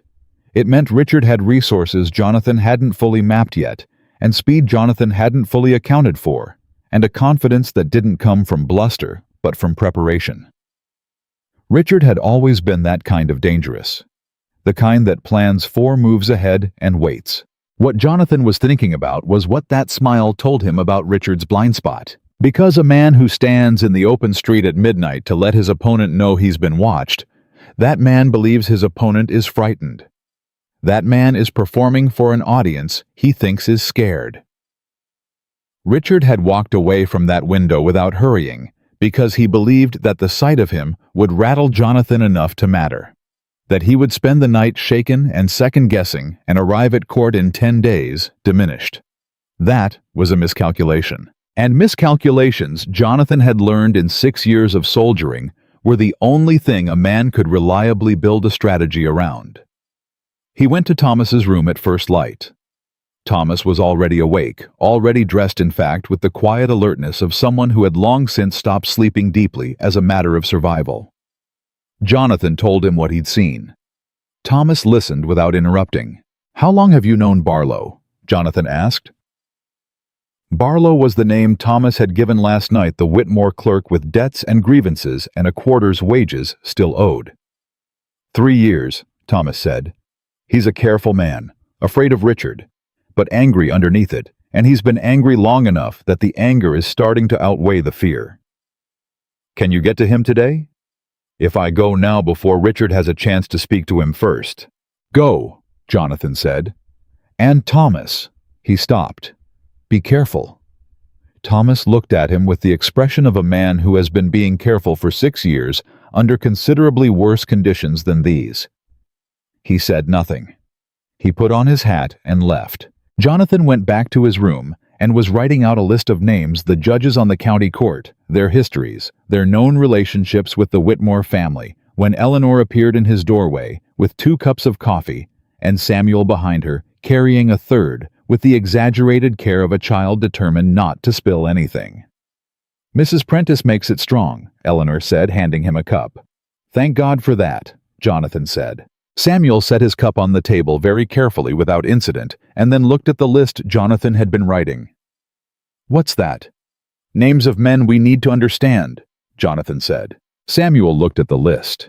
He could read Eleanor had seen to that, and apparently seen to it thoroughly, because the boy's eyes moved down the page with the ease of someone who did it often. "Judge Alderton," he read. "Judge Peel, Magistrate Crofton." He looked up. "Are these the men Richard has been having to dinner?" Jonathan and Eleanor looked at each other. "How did you know about that?" Eleanor asked. "You told Mrs. Gadsden last spring," Samuel said. "I was under the table. I was looking for a marble I'd dropped. You didn't see me." He said this without apology. "She asked you why you didn't just go to the court, and you said because Richard had been having the court to dinner for 4 years. He looked back at the list. "Alderton's name has a star next to it." "He's the senior judge on the petition," Jonathan said. "Is he the most important one?" "He is." Samuel looked at the name for another moment. Then he looked at Jonathan. "My teacher in Georgetown. I didn't have a real teacher. Mama taught me, but she had a book by a man called Franklin. He said that every man has something he values more than money. You just have to find out what it is." Jonathan looked at his son. 7 years old and speaking the language of strategy as naturally as he spoke English, because Eleanor had apparently raised him in an environment where paying attention to how the world worked was a survival skill. "That's very wise," Jonathan said. "It's Mr. Franklin's wisdom." Samuel said fairly. "Not mine, but it seems right." "It seems right to me too," Jonathan said. Samuel picked up his coffee cup and took it back to his room, apparently satisfied that he'd contributed adequately to the morning's intelligence operation. Eleanor watched him go, and her expression was the one Jonathan had been cataloging, the one she let through when she thought he wasn't looking. The one that was too complicated to name, but had everything to do with the particular ache of loving someone you've raised alone and knowing they deserved more than what circumstances gave them. "He's remarkable," Jonathan said quietly. "He is," Eleanor said. She didn't look at Jonathan when she said it. Not right away. But after a moment she did, and what passed between them in that moment was wordless and real, and did not need to be named. "What do we do about Alderton?" "Hatch," Jonathan said. "Hatch has known Alderton for 30 years. If anyone knows what Alderton values more than Richard's dinner parties, it's Hatch." "I'll send word," Eleanor said. She was at the door when Jonathan said, "Eleanor, last night what you said, I want you to know." "Not yet," she said. Not unkindly, just not yet. The way you defer a conversation, not because you don't want to have it, but because you know you cannot afford to have it, while you still need to be fully operational. "After," she said. "When this is done, then we talk." "After," he agreed. She nodded and left. Hatch arrived mid-morning with dark circles under his eyes and the focused expression of a man who has been working through the night on something that matters. He spread 3 new documents on the table alongside the ones they already had. "Forgeries," he said. "All 3. I had a man, a printer, a careful one, compare the signature on these loan documents against the signature on your father's will, which has Jonathan's witness mark. The ink composition is different. The letter formation in the J of Jonathan is different. These are good forgeries, but they are forgeries. Can you prove that in court? Eleanor asked. I can demonstrate it. Whether the court accepts the demonstration depends very heavily on whether the court is willing to see what's in front of it. He set his spectacles on the table. Which brings me to Alderton. Yes, Jonathan said. What do you know about him? Hatch was quiet for a moment. Alderton has a son, he said. Charles Alderton, 22 years old. He made some poor investments 2 years ago, land speculation in Georgia that went badly, and he borrowed money to cover the losses. From a private lender. A significant pause. A private lending company incorporated under the Whitmore family name. Jonathan sat back. Richard is holding Alderton's son's debt. Has been holding it for 2 years, Hatch said. With interest. It is not an insignificant sum. That's how he managed the dinner parties, Eleanor said. He wasn't just buying goodwill. He was buying leverage. Yes, Hatch said.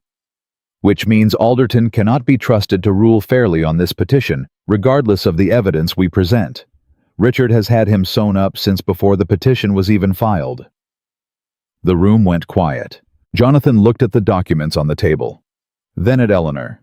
Then at Hatch. Then we don't win in front of Alderton, he said. We win in front of everyone else. Hatch frowned. I beg your pardon. The hearing is public, Jonathan said.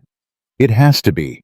Public petition means public hearing, which means the press is there, which means the merchants who've done business with the Hale family for 30 years are there, which means the social machinery of Charleston is in that room watching. He leaned forward. Richard has had 4 years to buy judges. He has not had the opportunity to buy the entire city. And if we lay out everything we have, the forgeries, Thomas's testimony, the loan documents, the letters in public in front of witnesses whose opinions Richard cannot control, then even if Alderton rules against us, the case is already built in the court that matters more. Public opinion, Eleanor said. Public record, Jonathan said. Everything said in that courtroom becomes part of the public record. Richard cannot bury it. He cannot collect it afterward and make it disappear. It exists. Hatch was looking at Jonathan the way he'd looked at Thomas the night before, with that recalibrating respect of a man encountering someone who is more useful than expected. That is either very brilliant, he said slowly, or it's the thing that gets you killed before the ruling comes down. That's a risk I'm willing to take, Jonathan said. I'm not asking about you, Hatch said. He looked at Eleanor. Eleanor met Hatch's gaze steadily. I have been hiding in a sealed house for 6 years, she said. I am done being quiet. Thomas came back at noon with a face that gave nothing away until he was inside the room and the door was closed. Then he sat down and put a packet of folded papers on the table. Barlow, he said. He had them in a locked box under his office floor. Said he'd been keeping them since 1813, when he first understood what he'd been helping Richard do, and realized that a man who uses people the way Richard uses people might one day decide Barlow himself was a liability. Jonathan looked at the packet. What are they? Letters, Thomas said, from Richard to the director of the New Orleans Lending Company. 11 of them, spanning 4 years, all in Richard's hand, all describing the Hale properties by name, the amounts to be mortgaged, the forged documentation to be used as collateral, and the timeline for the legal proceeding to finalize the transfer. He paused. In the third letter, Richard refers to the original problem the wife and states that the matter was handled and should not resurface. Silence. He put it in writing, Eleanor said. Not shock. She'd moved past the capacity for shock on this subject some time ago, more like the grim satisfaction of having a thing confirmed that you already knew was true. He believed he was writing to a partner equally implicated, Thomas said. He believed the letters would never see the outside of that company's files. He didn't account for Barlow. Jonathan picked up the packet. He looked at it for a long moment. Thomas, he said, I owe you more than I can presently calculate. "You owe me a fair wage and a piece of land I can farm without looking over my shoulder," Thomas said. "That'll do to start." "Done," Jonathan said. "The moment this is over." The morning of the hearing came in brutal. August in Charleston had no mercy. The heat pressed down from the moment the sun cleared the horizon, filling the streets with the heavy, wet weight of low-country summer. And by the time Jonathan and Eleanor and Hatch made their way to the courthouse on Meeting Street, the building was already full. Not just the gallery. Full people standing along the walls, spilling into the corridor. The kind of crowd that gathers when a city senses that something significant is about to happen. 6 years of whispers about the Hale estate. 6 years of Richard Whitmore's well-managed public narrative. And now apparently a rumor Jonathan didn't know its exact source, though he suspected Hatch had not been entirely idle in the preceding days, that the situation was not what it had appeared. Charleston loved nothing so much as the collapse of a story it had been told too confidently. Richard was already there when they arrived.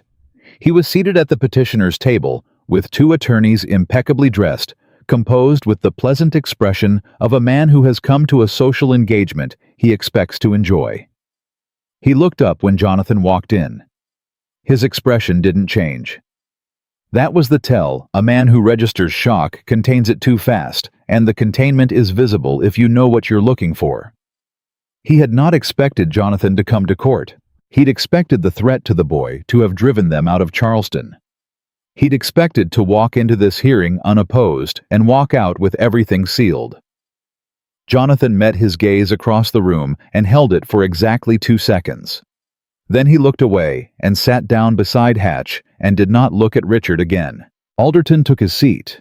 He was a gray, careful man, with the bearing of someone who has spent decades managing his conscience alongside his self-interest, and has arrived at a tolerably comfortable arrangement between them.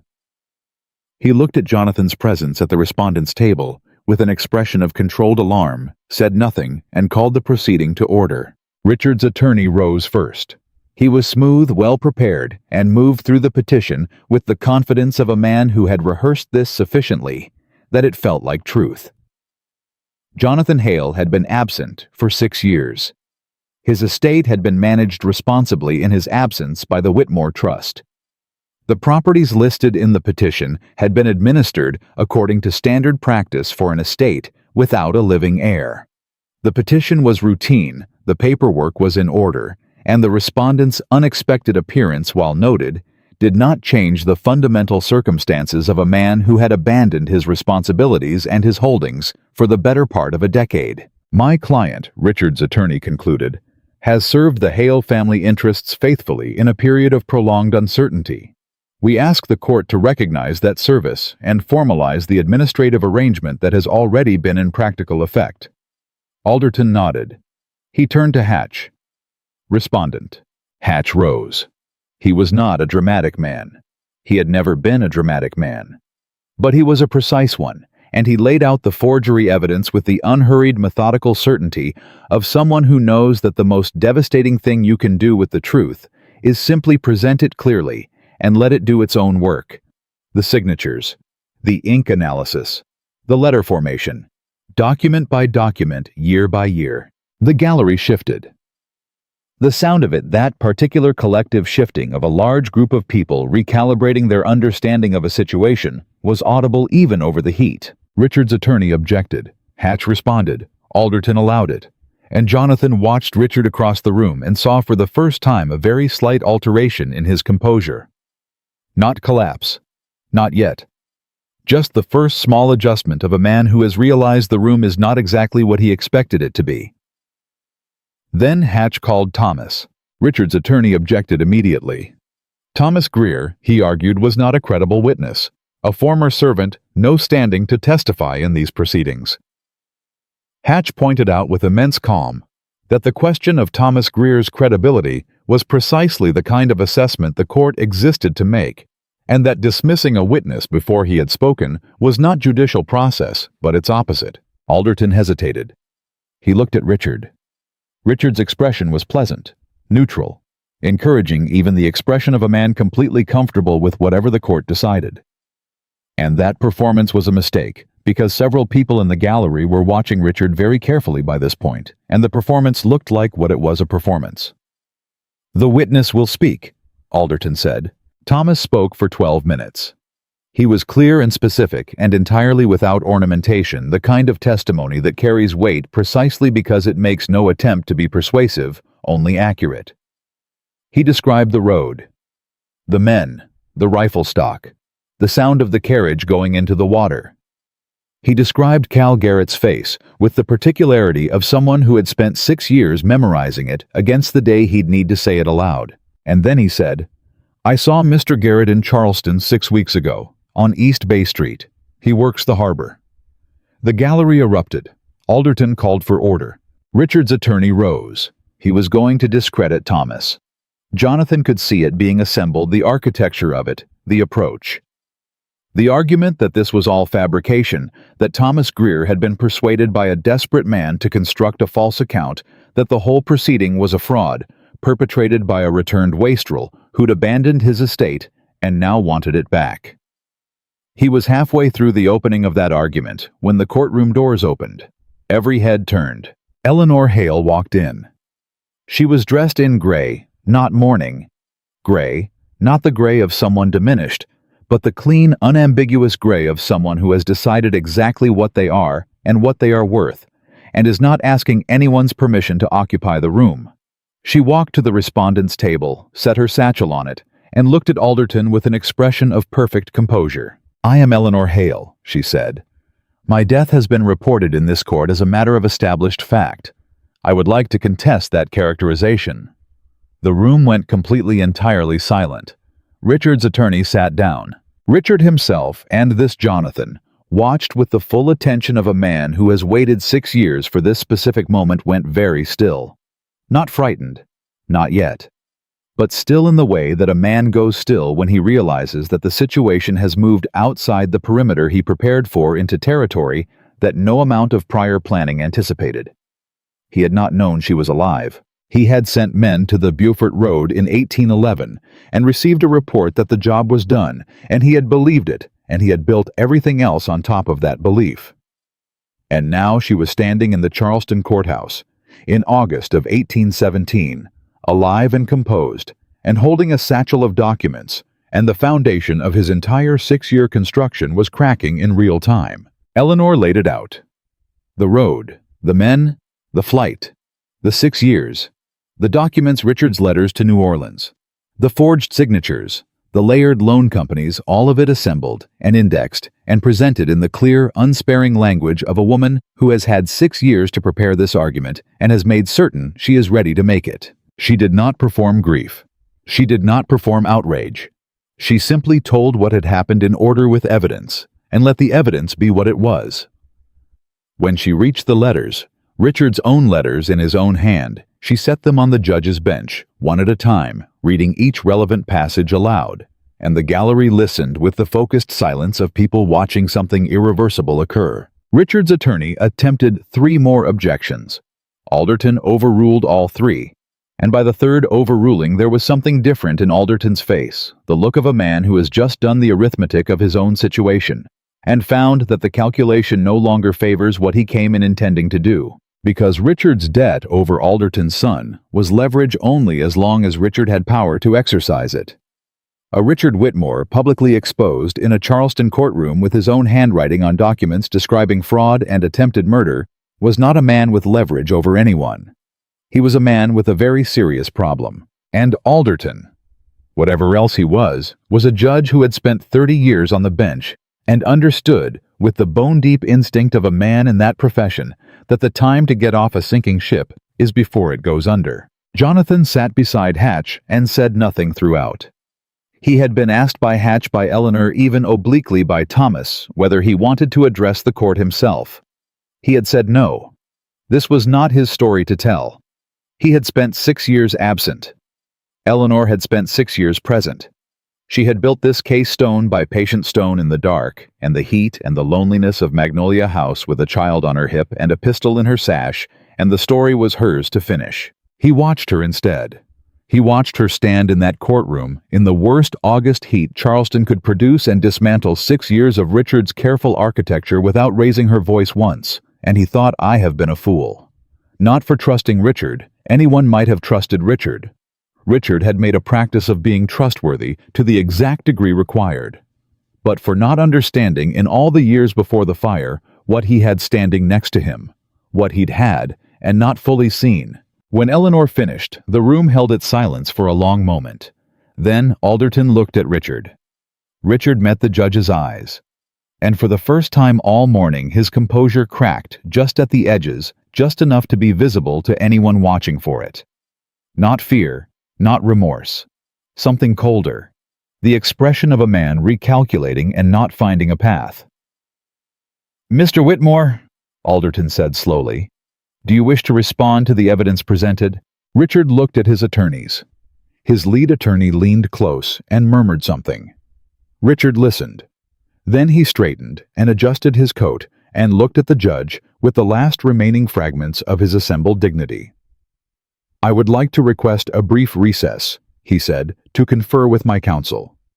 "Denied," Alderton said. Silence. "The petition," Alderton said, "to declare Jonathan Hale legally deceased is dismissed.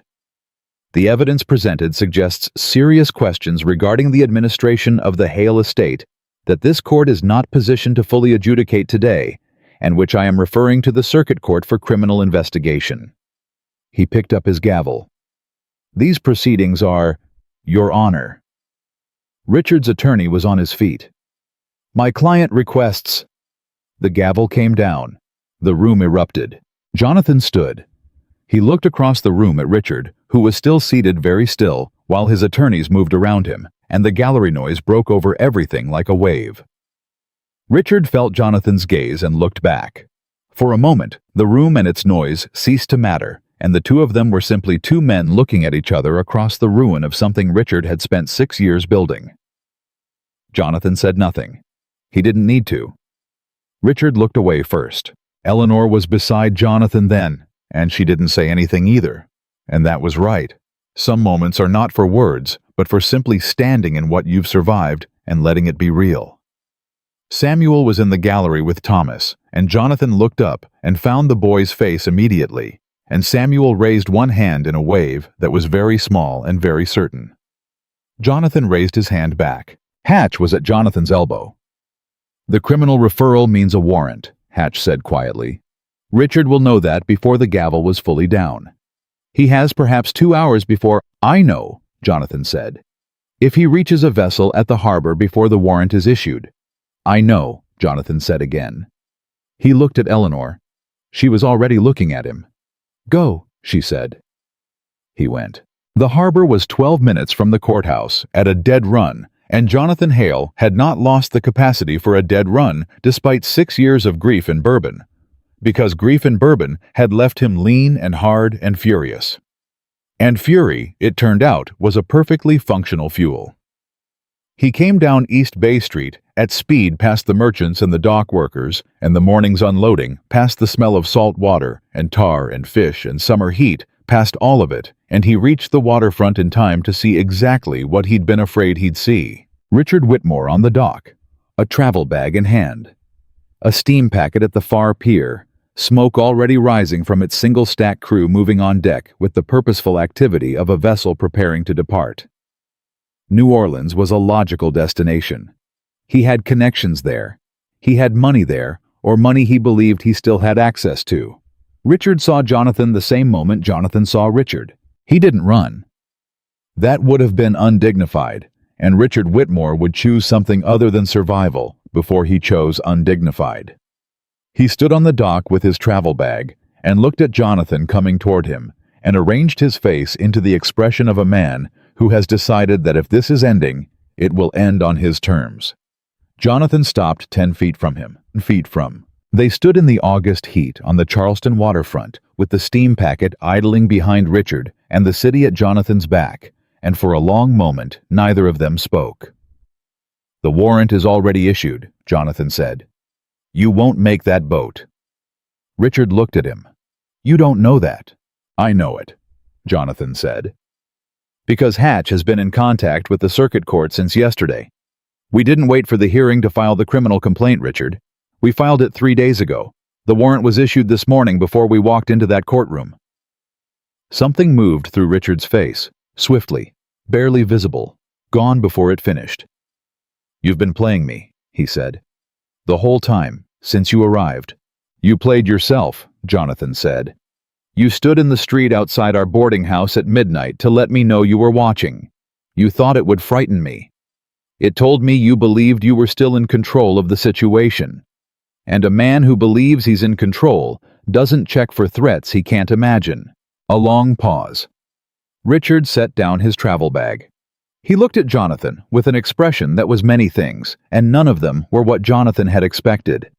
Not the defiance of a villain brought to bay, not the panic of a man losing his escape route. More like the look of someone putting down a very heavy thing they've been carrying for a very long time and acknowledging privately that they are tired. "She was never supposed to survive," Richard said. Not proud, not ashamed. Just stating a fact he'd carried alone. "The man on the road was supposed to be reliable. He told me it was done." "You should have checked," Jonathan said. "Yes," Richard said. "I should have." 2 sheriff's deputies appeared at Jonathan's shoulder. He'd heard them coming a block back. Richard heard them too, and turned and looked at them with the same composed, precise expression he'd worn all morning in court. The last entirely self-conscious performance of a man who has decided that if he cannot win, he will at minimum refuse to lose his bearing. "Richard Whitmore," the first deputy said. "Yes," Richard said. "I know." He went with them without resistance. Jonathan watched him go. Watched the deputies walk him back up East Bay Street toward the jail, watched until the travel bag was left sitting alone on the dock, and Richard himself had disappeared into the city. Then Jonathan turned and looked at the harbor. The steam packet was pulling away from the pier. Behind him, Charleston was loud and alive and indifferent, the way cities are indifferent to individual catastrophes going about its business in the August heat. And somewhere in the courthouse on Meeting Street, Eleanor Hale was gathering her documents back into her satchel with the quiet efficiency of a woman completing a task she has been working toward for 6 years. Jonathan stood on the dock for a moment longer. He felt not triumph, nothing that clean. More like the way the air feels after a long storm breaks. Not peaceful exactly, but different, changed. Like something enormous had moved through and left the landscape rearranged in a way that would take time to fully understand. He turned. He walked back toward the courthouse, toward Eleanor, toward Samuel, toward whatever came next. The travel bag stayed on the dock. The tide was going out. The walk back from the harbor took 12 minutes. Jonathan made it last 20.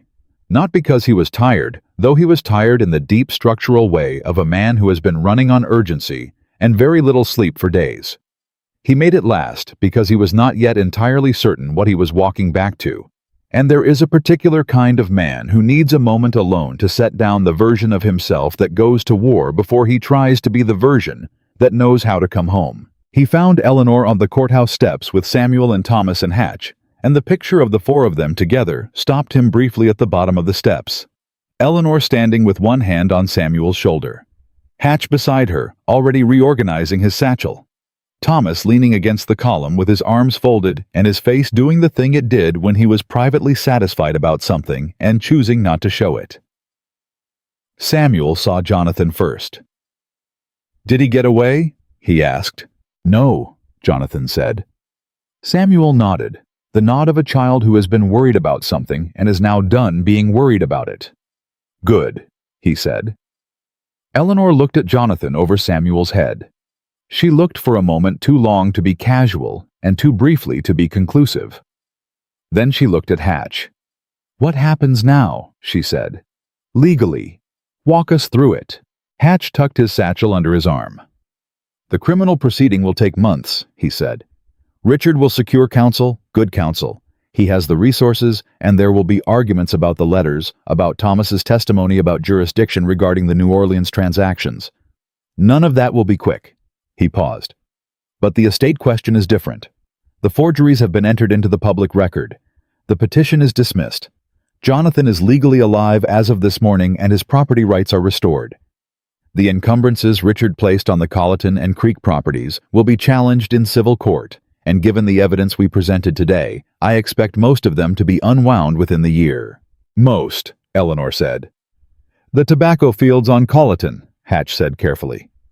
The sale documents there are more complex. The Savannah company Richard used has already resold that land twice. Recovering clear title will be a longer fight. Jonathan had expected this. How long? 2 years, perhaps 3, with the right judge and the right evidence. Hatch looked at him over his spectacles. I intend to be very thorough. I expect nothing less, Jonathan said. Thomas pushed off this column. What about the back property, the timber acreage? Untouched, Hatch said. Clear title, no encumbrances.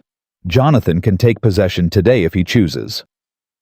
Thomas looked at Jonathan, a long look carrying a great deal of history. You mentioned land, Thomas said, that a man could farm. I did, Jonathan said. The north corner of the timber acreage running down to the creek. 40 acres. Good soil, decent water access. It's yours, Thomas. I'll have Hatch draw the deed this week. Thomas was quiet for a moment. He was not a man who displayed emotion with any ease. 6 years of necessary suppression had made certain of that, but something moved through his face briefly, before he got it back under control. I'd appreciate that, he said. That was all. It was enough. Hatch took his leave. He had documents to file and a circuit court to contact, and the general organized chaos of legal aftermath to manage, and he moved off down Meeting Street with the brisk, purposeful step of a man in his proper element. Thomas followed. He had his own affairs to settle, his own quietly enormous relief to carry home, and then it was just Jonathan and Eleanor and Samuel on the courthouse steps, with Charleston going about its afternoon business around them as though nothing particularly significant had just occurred inside that building. Samuel looked at both of them. He had the expression he got. Sometimes Jonathan was already learning his expressions, cataloging them the way you catalog the markings of a landscape you're newly living in, the expression of a child who has read the room completely and is deciding whether to be diplomatic. I'm hungry, Samuel said. Eleanor looked at him. The tension around her mouth broke first, and then she almost laughed, actually almost closer than she'd come in days, and she said, Of course you are. There was a place on Church Street, Jonathan said, when I was a boy, Mrs. Abbott's. She made a corn cake that— Mrs. Abbott's daughter runs it now, Eleanor said. She's better than her mother was. Jonathan looked at her. You've been to Mrs. Abbott's daughter. We came to Charleston twice, Eleanor said. Carefully. Samuel needed a coat, and I needed to know the city hadn't changed entirely. She paused. The corn cake is exceptional. Then that settles it, Jonathan said. Samuel was already moving down the steps. They ate at a corner table in the back of the small warm establishment on Church Street, and it was ordinary in a way that felt profoundly, almost painfully significant. The ordinary sounds of a dining room, the ordinary weight of a shared meal, the ordinary conversation that moves in and around a table when the people at it are still learning how to be ordinary with each other again. Samuel ate with focused dedication and intermittently asked questions that were entirely reasonable and occasionally startling. He wanted to know about the war, about Horseshoe Bend, about what a battlefield smelled like, and whether Jonathan had ever been frightened, and what you did when you were frightened and couldn't leave. You do the thing anyway, Jonathan said. Being frightened and doing it anyway is the only kind of courage that exists. Samuel thought about this. Were you frightened today in court? Yes, Jonathan said. You didn't look frightened. That's the practice, Jonathan said. You learn not to look it. Samuel considered this with evident respect. Then he looked at Eleanor. Were you frightened? Eleanor set down her fork. Terrified, she said. Every second I was standing in that room. Samuel stared at her. You didn't look frightened either. That, Eleanor said, is 6 years of practice. Samuel looked between both of them at this shared and apparently hereditary quality of being frightened and not showing it, and something in his face settled the small but significant settling of a child. finding a thing he recognizes in himself, reflected in the people he belongs to. He picked his fork back up and returned to the corn cake. Jonathan caught Eleanor's eye over their son's head. She looked back. Neither of them said anything. Some things don't need to be said to be fully understood. The weeks that followed were not easy.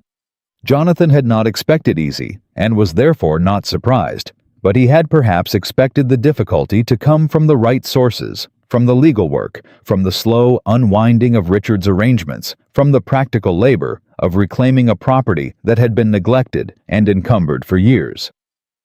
He had not anticipated that the hardest part would be the ordinary daily work of learning how to be in the same house as Eleanor, not because of conflict. The conflict had largely resolved itself in the weight of shared crisis. There is a way that surviving something together changes the mathematics of a relationship, and the courthouse had changed theirs. But conflict was not the same as distance, and there was distance. 6 years of it. 6 years during which Eleanor had become entirely self-sufficient in every way that mattered, and during which Jonathan had become entirely unaccustomed to being accountable to another person for anything. And the fact that they both wanted to close that distance did not automatically tell them how. They came back to Magnolia House in September. The kudzu had to be taken off the east wall. The left porch timber needed replacing. The garden was 4 years past manageable. Thomas came up from his new 40 acres twice a week with 2 of the Gadsden boys, and they worked the property back into something that could be called a farm again, and Jonathan worked alongside them from first light, and this helped the honest physical results, visible by evening kind of work that has always been the best remedy for a mind that won't stop. Samuel adapted to Magnolia House with the radical ease of a child who has been waiting for something large and settled and permanent without knowing that's what he was waiting for. He claimed the room at the top of the east stairs, the one with the window that looked out over the fields, and filled it with the accumulation of a 7-year-old's serious interests. A collection of rocks, 3 books, a broken compass, he was determined to repair, and Grace, who was not allowed in the room but appeared in the doorway regularly and was not discouraged. The thing between Jonathan and Eleanor moved in stages. The first stage was practical. They were 2 people managing a complicated shared situation, and they managed it the legal correspondence with Hatch, the property assessments, the household accounts, the daily logistics of a farm coming back to life. They were good at this. They had always been good at the shared management of things, even in the years before the fire, and the competence of it was its own kind of intimacy. The second stage was harder. It arrived on an evening in late September, when Jonathan found Eleanor sitting at the piano in the front parlor, the old upright that had survived 6 years of abandonment with remarkable dignity, playing something slow and quiet that he didn't recognize. He stood in the doorway and listened, and she knew he was there. He could tell by the slight change in her posture, and she kept playing anyway. That was new. In the first weeks, she had stopped whatever she was doing when he appeared in a room, the old wariness not yet fully shed. But she kept playing. He sat on the settle and listened until she finished. Then she sat with her hands in her lap and didn't turn around, and he said, "What was that?" "Something I wrote," she said. "During the second winter. Samuel was sick for 3 weeks, and I couldn't sleep, and I needed something to do with my hands." "It's beautiful," he said. She turned then. She looked at him in the way she was beginning to look at him with less guard, more directly the way you look at someone you are deciding to trust again, with full knowledge of what trust costs. "I need to tell you something," she said. He waited. "When I was on that road," she said, "the Beaufort Road, after the carriage went into the water, when I was lying in the mud with Samuel and my collarbone broken and the men gone." She stopped, steadied. "There was a moment when I thought about staying there, just not getting up, not running, just letting whatever happened next happen." She met his eyes.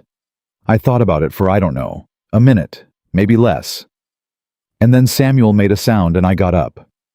She paused. "I've never told anyone that." Jonathan held her gaze. "Thank you for telling me," he said. Not minimizing it, not rushing past it, not offering comfort too fast, just receiving it as what it was, an act of trust offered carefully by a woman who did not offer such things carelessly. She nodded, turned back to the piano, played a few notes, not the piece, just fragments the way hands wander when a mind is settling. "I don't regret getting up," she said. "I know," he said. "I need you to know that I don't regret it even on the hard days, even when it was just Samuel and me and the pistol and the fear and no end in sight." She stopped playing. "I need you to know that I chose to survive. Not because I had to, because I decided to." "I know that too," Jonathan said. "I've known it since the first moment I saw you at the top of those stairs with that gun. You didn't survive because the situation forced you to. You survived because you are the kind of woman who decides to survive and then does it completely." She was quiet for a long moment. Then she said very quietly, "What were you these 6 years? Were you surviving?" He thought about how to answer that.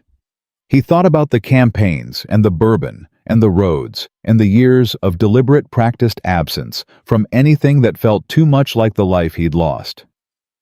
"No," he said. "I was existing. There's a difference." She looked at him over her shoulder. "Yes," she said, "there is." "I know that now," he said. "I think I've known it for a while. I just didn't have anything to do about it until 3 weeks ago." She almost smiled, that almost smile that kept arriving closer to actually arriving. "And now I have something to do about it," he said, "if you'll let me." She held his gaze for a long moment, long enough that he felt every second of it, long enough that he understood she was not going to answer quickly because Eleanor did not do anything important quickly, and this was the most important question that had been in this room since he'd walked back through its door. Then she said, "I'll think about it," which was not yes, but it was something better than no. And Jonathan Hale had enough experience with difficult campaigns to know that something better than no was a position worth holding and working from. He nodded. "That's fair," he said. She turned back to the piano and began to play again. Not the piece she'd written in the second winter. Something else, something lighter, and Jonathan sat on the settle in the parlor of the house he'd been born in and listened. And for the first time in 6 years, he felt entirely specifically present in a moment. Not enduring it. Present in it. The twist, when it came, arrived in a letter from Hatch on a Tuesday morning in early October, and Jonathan read it at the kitchen table while Eleanor was outside with Thomas and Samuel was still asleep upstairs. The New Orleans bank had filed a counterclaim. Their attorneys were arguing that the loan documents, even if forged, represented a binding obligation on the Hale estate because the properties had been tendered as collateral and accepted in good faith by a third party. The counterclaim was legally aggressive, possibly frivolous, but it would delay the recovery of the Colleton properties. It would also, Hatch wrote carefully, require Jonathan's presence in Charleston for extended proceedings beginning in November. Jonathan put the letter down. He sat with it. Then he picked it up again and read the last paragraph, which he'd skimmed the first time. Hatch had anticipated the counterclaim. He had already contacted 3 attorneys in New Orleans, men with whom he had professional relationships, men who knew the bank's director and his history of exactly this kind of legal aggression with exactly this kind of acquired document. He had also, Hatch wrote, been in contact with the circuit court regarding a specific provision of Georgia property law that, if applicable, and Hatch believed strongly that it was, would void the bank's claim entirely. Hatch had thought of it before Jonathan had needed to ask. Jonathan put the letter down again and thought about his father, who had said William Hatch was the finest legal mind in South Carolina, and about how his father had been right about that, and how Jonathan had allowed Richard to move him away from Hatch's counsel in 1809, which was in retrospect one of the earliest and most consequential of Richard's moves. You could see the whole architecture of it looking back. Every piece placed carefully years apart, building toward a structure that would only reveal itself when it was fully complete. He heard Eleanor comes in from outside. She came to the kitchen doorway, saw the letter, and stopped. "What is it?" He handed it to her. She read it, all of it. Her expression moved through several things, the flash of alarm at the counterclaim, the recalibration. As she reached Hatch's response, the complicated relief of a person who has been fighting for long enough that good news still arrives wearing the same clothes as bad news and takes a moment to identify. "He's already on it," she said. "He's already on it," Jonathan confirmed. She set the letter on the table. She looked at Jonathan. "It's not over," she said. "No," he said. "It's not over. It's going to be a long time before it's fully over." He held her gaze. Can you manage that another year of this? Maybe two." She looked at him with an expression he was beginning to know, the one that meant she was deciding how honest to be, and had decided to be entirely honest. "I managed 6 years alone," she said. "I reckon I can manage 2 years with help." He looked at her. "With help," he said.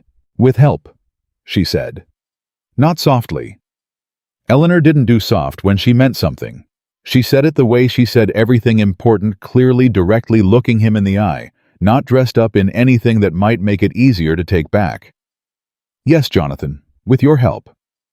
He held that. He held it carefully, the way you hold something you've wanted for a long time and are still not fully certain you deserve. Then he said, "I'll do better than I did before." "I know," she said. "So will I." Outside, Samuel's voice, high and bright and entirely unconcerned with the weight of adult reconciliation, called from the direction of the barn. "Father, Grace is out." Jonathan stood. "She does that," he said. "She does," Eleanor said. "Samuel leaves the paddock latch undone. I've told him 4 times. I'll tell him again." "It won't help," Eleanor said. "He forgets on purpose. He likes catching her." Jonathan paused at the door. He looked back at Eleanor standing at the kitchen table with the morning light on her face, and the letter from Hatch beside her, and the whole complicated, ongoing, not yet resolved reality of their lives, arranged around her like a field she had decided to walk back into with full knowledge of its terrain. He looked at her for a moment, the way he should have looked at her 6 years ago, fully, clearly, without the half-attention of a man who believes the thing he loves will simply continue to be there. She looked back. She didn't look away. "Eleanor," he said. "Go catch the horse," she said. But the almost smile was there, and this time it went the rest of the way, and it was the first time he'd seen it. Complete her whole face, not just the corner of her mouth, all of it. The smile that 6 years of hiding had not managed to take from her entirely. And Jonathan Hale went out the back door into the October morning, feeling like a man walking into the first real day of something that was going to last. Samuel was in the south field with Grace not catching her so much as running alongside her. Both of them moving through the high autumn grass with the uncomplicated joy of creatures doing exactly what they were built for. Thomas was at the fence line, watching with his arms folded, and the expression of a man who has seen this performance before and finds it tiresome and is lying to himself about that. "She's fast," Samuel called without stopping or looking back. "She is," Jonathan said. "I'm faster," Samuel said, which was clearly not true, but was the kind of thing a boy needs to believe about himself, and Jonathan saw no reason to correct it. He leaned on the fence beside Thomas and watched his son run through the field after a patient and somewhat theatrical horse in the October morning sun of South Carolina. And he thought about what Eleanor had said in the kitchen, and about what he'd said, and about the letter from Hatch, and the months still ahead, and the Colleton properties, and Richard's trial, and all the practical, ongoing, unfinished business of a life that was not simple, and was not going to become simple. And he thought that none of that mattered in the way he'd thought things needed to not matter before they could be good. They could be good and still be hard. They could be real and still be worth it.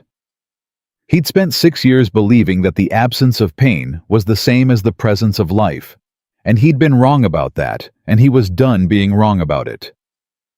"Mr. Hale," Thomas said without looking at him. "Thomas," Jonathan said. "For what it's worth," Thomas said, still watching the field. "Your father would be satisfied. Not proud he wasn't a man who went in for pride, but satisfied that it came out this way." Jonathan looked at Thomas, looked at the field, looked at Samuel, who had given up on catching Grace and had instead apparently decided to simply run beside her for the pleasure of it. both of them moving together in that easy, unplanned way of two creatures that have arrived at the same direction from different starting points. "I think so too," Jonathan said. Samuel laughed, sudden, bright, entirely unself-conscious, the laugh of a child who has forgotten to be careful for a moment, and has discovered that forgetting to be careful is the best thing, and the sound of it carried across the field and through the fence and into Jonathan like light through water. That evening, after supper, after Samuel had been persuaded to bed, after the third and most compelling argument, Jonathan and Eleanor sat on the front porch in the cooling dark. Not talking. Not needing to. The insects were loud in the fields, and somewhere down toward the creek, a night bird was making its case for itself, and the sky over the Carolina low country was the deep particular blue of an October evening that has decided to be beautiful without apology. Eleanor reached out and took his hand. Just that. No preamble, no statement, no anything except her hand finding his in the dark, and holding it the way you hold something you've decided belongs to you, not possessively, but with the quiet, absolute certainty of a woman who has made up her mind. Jonathan closed his hand around hers and did not speak because there was nothing to say that the gesture had not already said more precisely and more truly than words were capable of. They sat like that for a long time. After a while, Eleanor said, "He called you father again today, when Grace got out." "I heard," Jonathan said. "He's been practicing," she said. "When he thinks I can't hear him, he says it to himself, 'Father,' just to see how it sounds." Jonathan was quiet for a moment. "How does it sound?" "Like it fits," Eleanor said. "Like it always did. Like it was just waiting for you to come back and claim it." He looked at her in the dark. She looked back at him. And what was between them now was not the love they'd had before the fire. That love had been real, but it had been the love of two people who hadn't yet understood what they were, who hadn't yet been tested against the full weight of what the world could do to a family. This was something that had been tempered, something that had been through the fire literally almost, and come out the other side not destroyed, but changed into something harder and more honest and more fully itself. This was a love that knew exactly what it had cost, and had decided it was worth it anyway. "Jonathan," Eleanor said. "Yes," he said. "Don't ever disappear again." "No," he said. "I won't." She nodded. As though that settled it. Because with Eleanor, when she asked a thing directly and received a direct answer, it was settled. She did not revisit things she had resolved. She looked forward. She had always looked forward, even in the worst of it, even when forward was nothing but more difficulty. She had looked at it and walked toward it, and she was still walking, and she was willing to walk with him beside her. And that specifically, that precisely, was the most extraordinary thing Jonathan Hale had ever been offered in his life. Samuel's voice came from the upstairs window, sleepy and slightly aggrieved. "Grace is at the paddock again. I can hear her." "She's fine," Eleanor called back. A pause. "She sounds lonely." "She is not lonely," Eleanor said. "She has adequate company. Go to sleep." A longer pause. Then, "Good night, Father." Jonathan looked up at the window. "Good night, Samuel," he said. Silence. Then the small sounds of a child settling, resettling, and finally going quiet. Jonathan and Eleanor sat in the dark with their hands together and the night around them and the whole complicated, ongoing, stubbornly alive business of their family arranged in the house behind them and the fields before them. And neither of them said anything more that night, because everything that needed saying had been said. Some families are not broken by fire. Some families are not broken by lies, or by years, or by the patient and systematic work of people who believe that love can be dismantled if you remove enough of the architecture around it. Some families discover in the surviving of impossible things that they were always stronger than what tried to destroy them, stronger in the specific, undefeatable way of something that has been tested completely and has held. The Hale family had been tested. They had held. And they were just beginning to understand what it meant to live inside that holding. Not as survivors, not as people defined by what had been done to them, but as a man and a woman and a boy who had chosen each other freely with full knowledge of the cost, and had decided that this ordinary, specific, irreplaceable life was exactly worth every hard thing it had taken to get here. That was not the end of their story. It was in all the ways that mattered the beginning, and this time they intended to live it.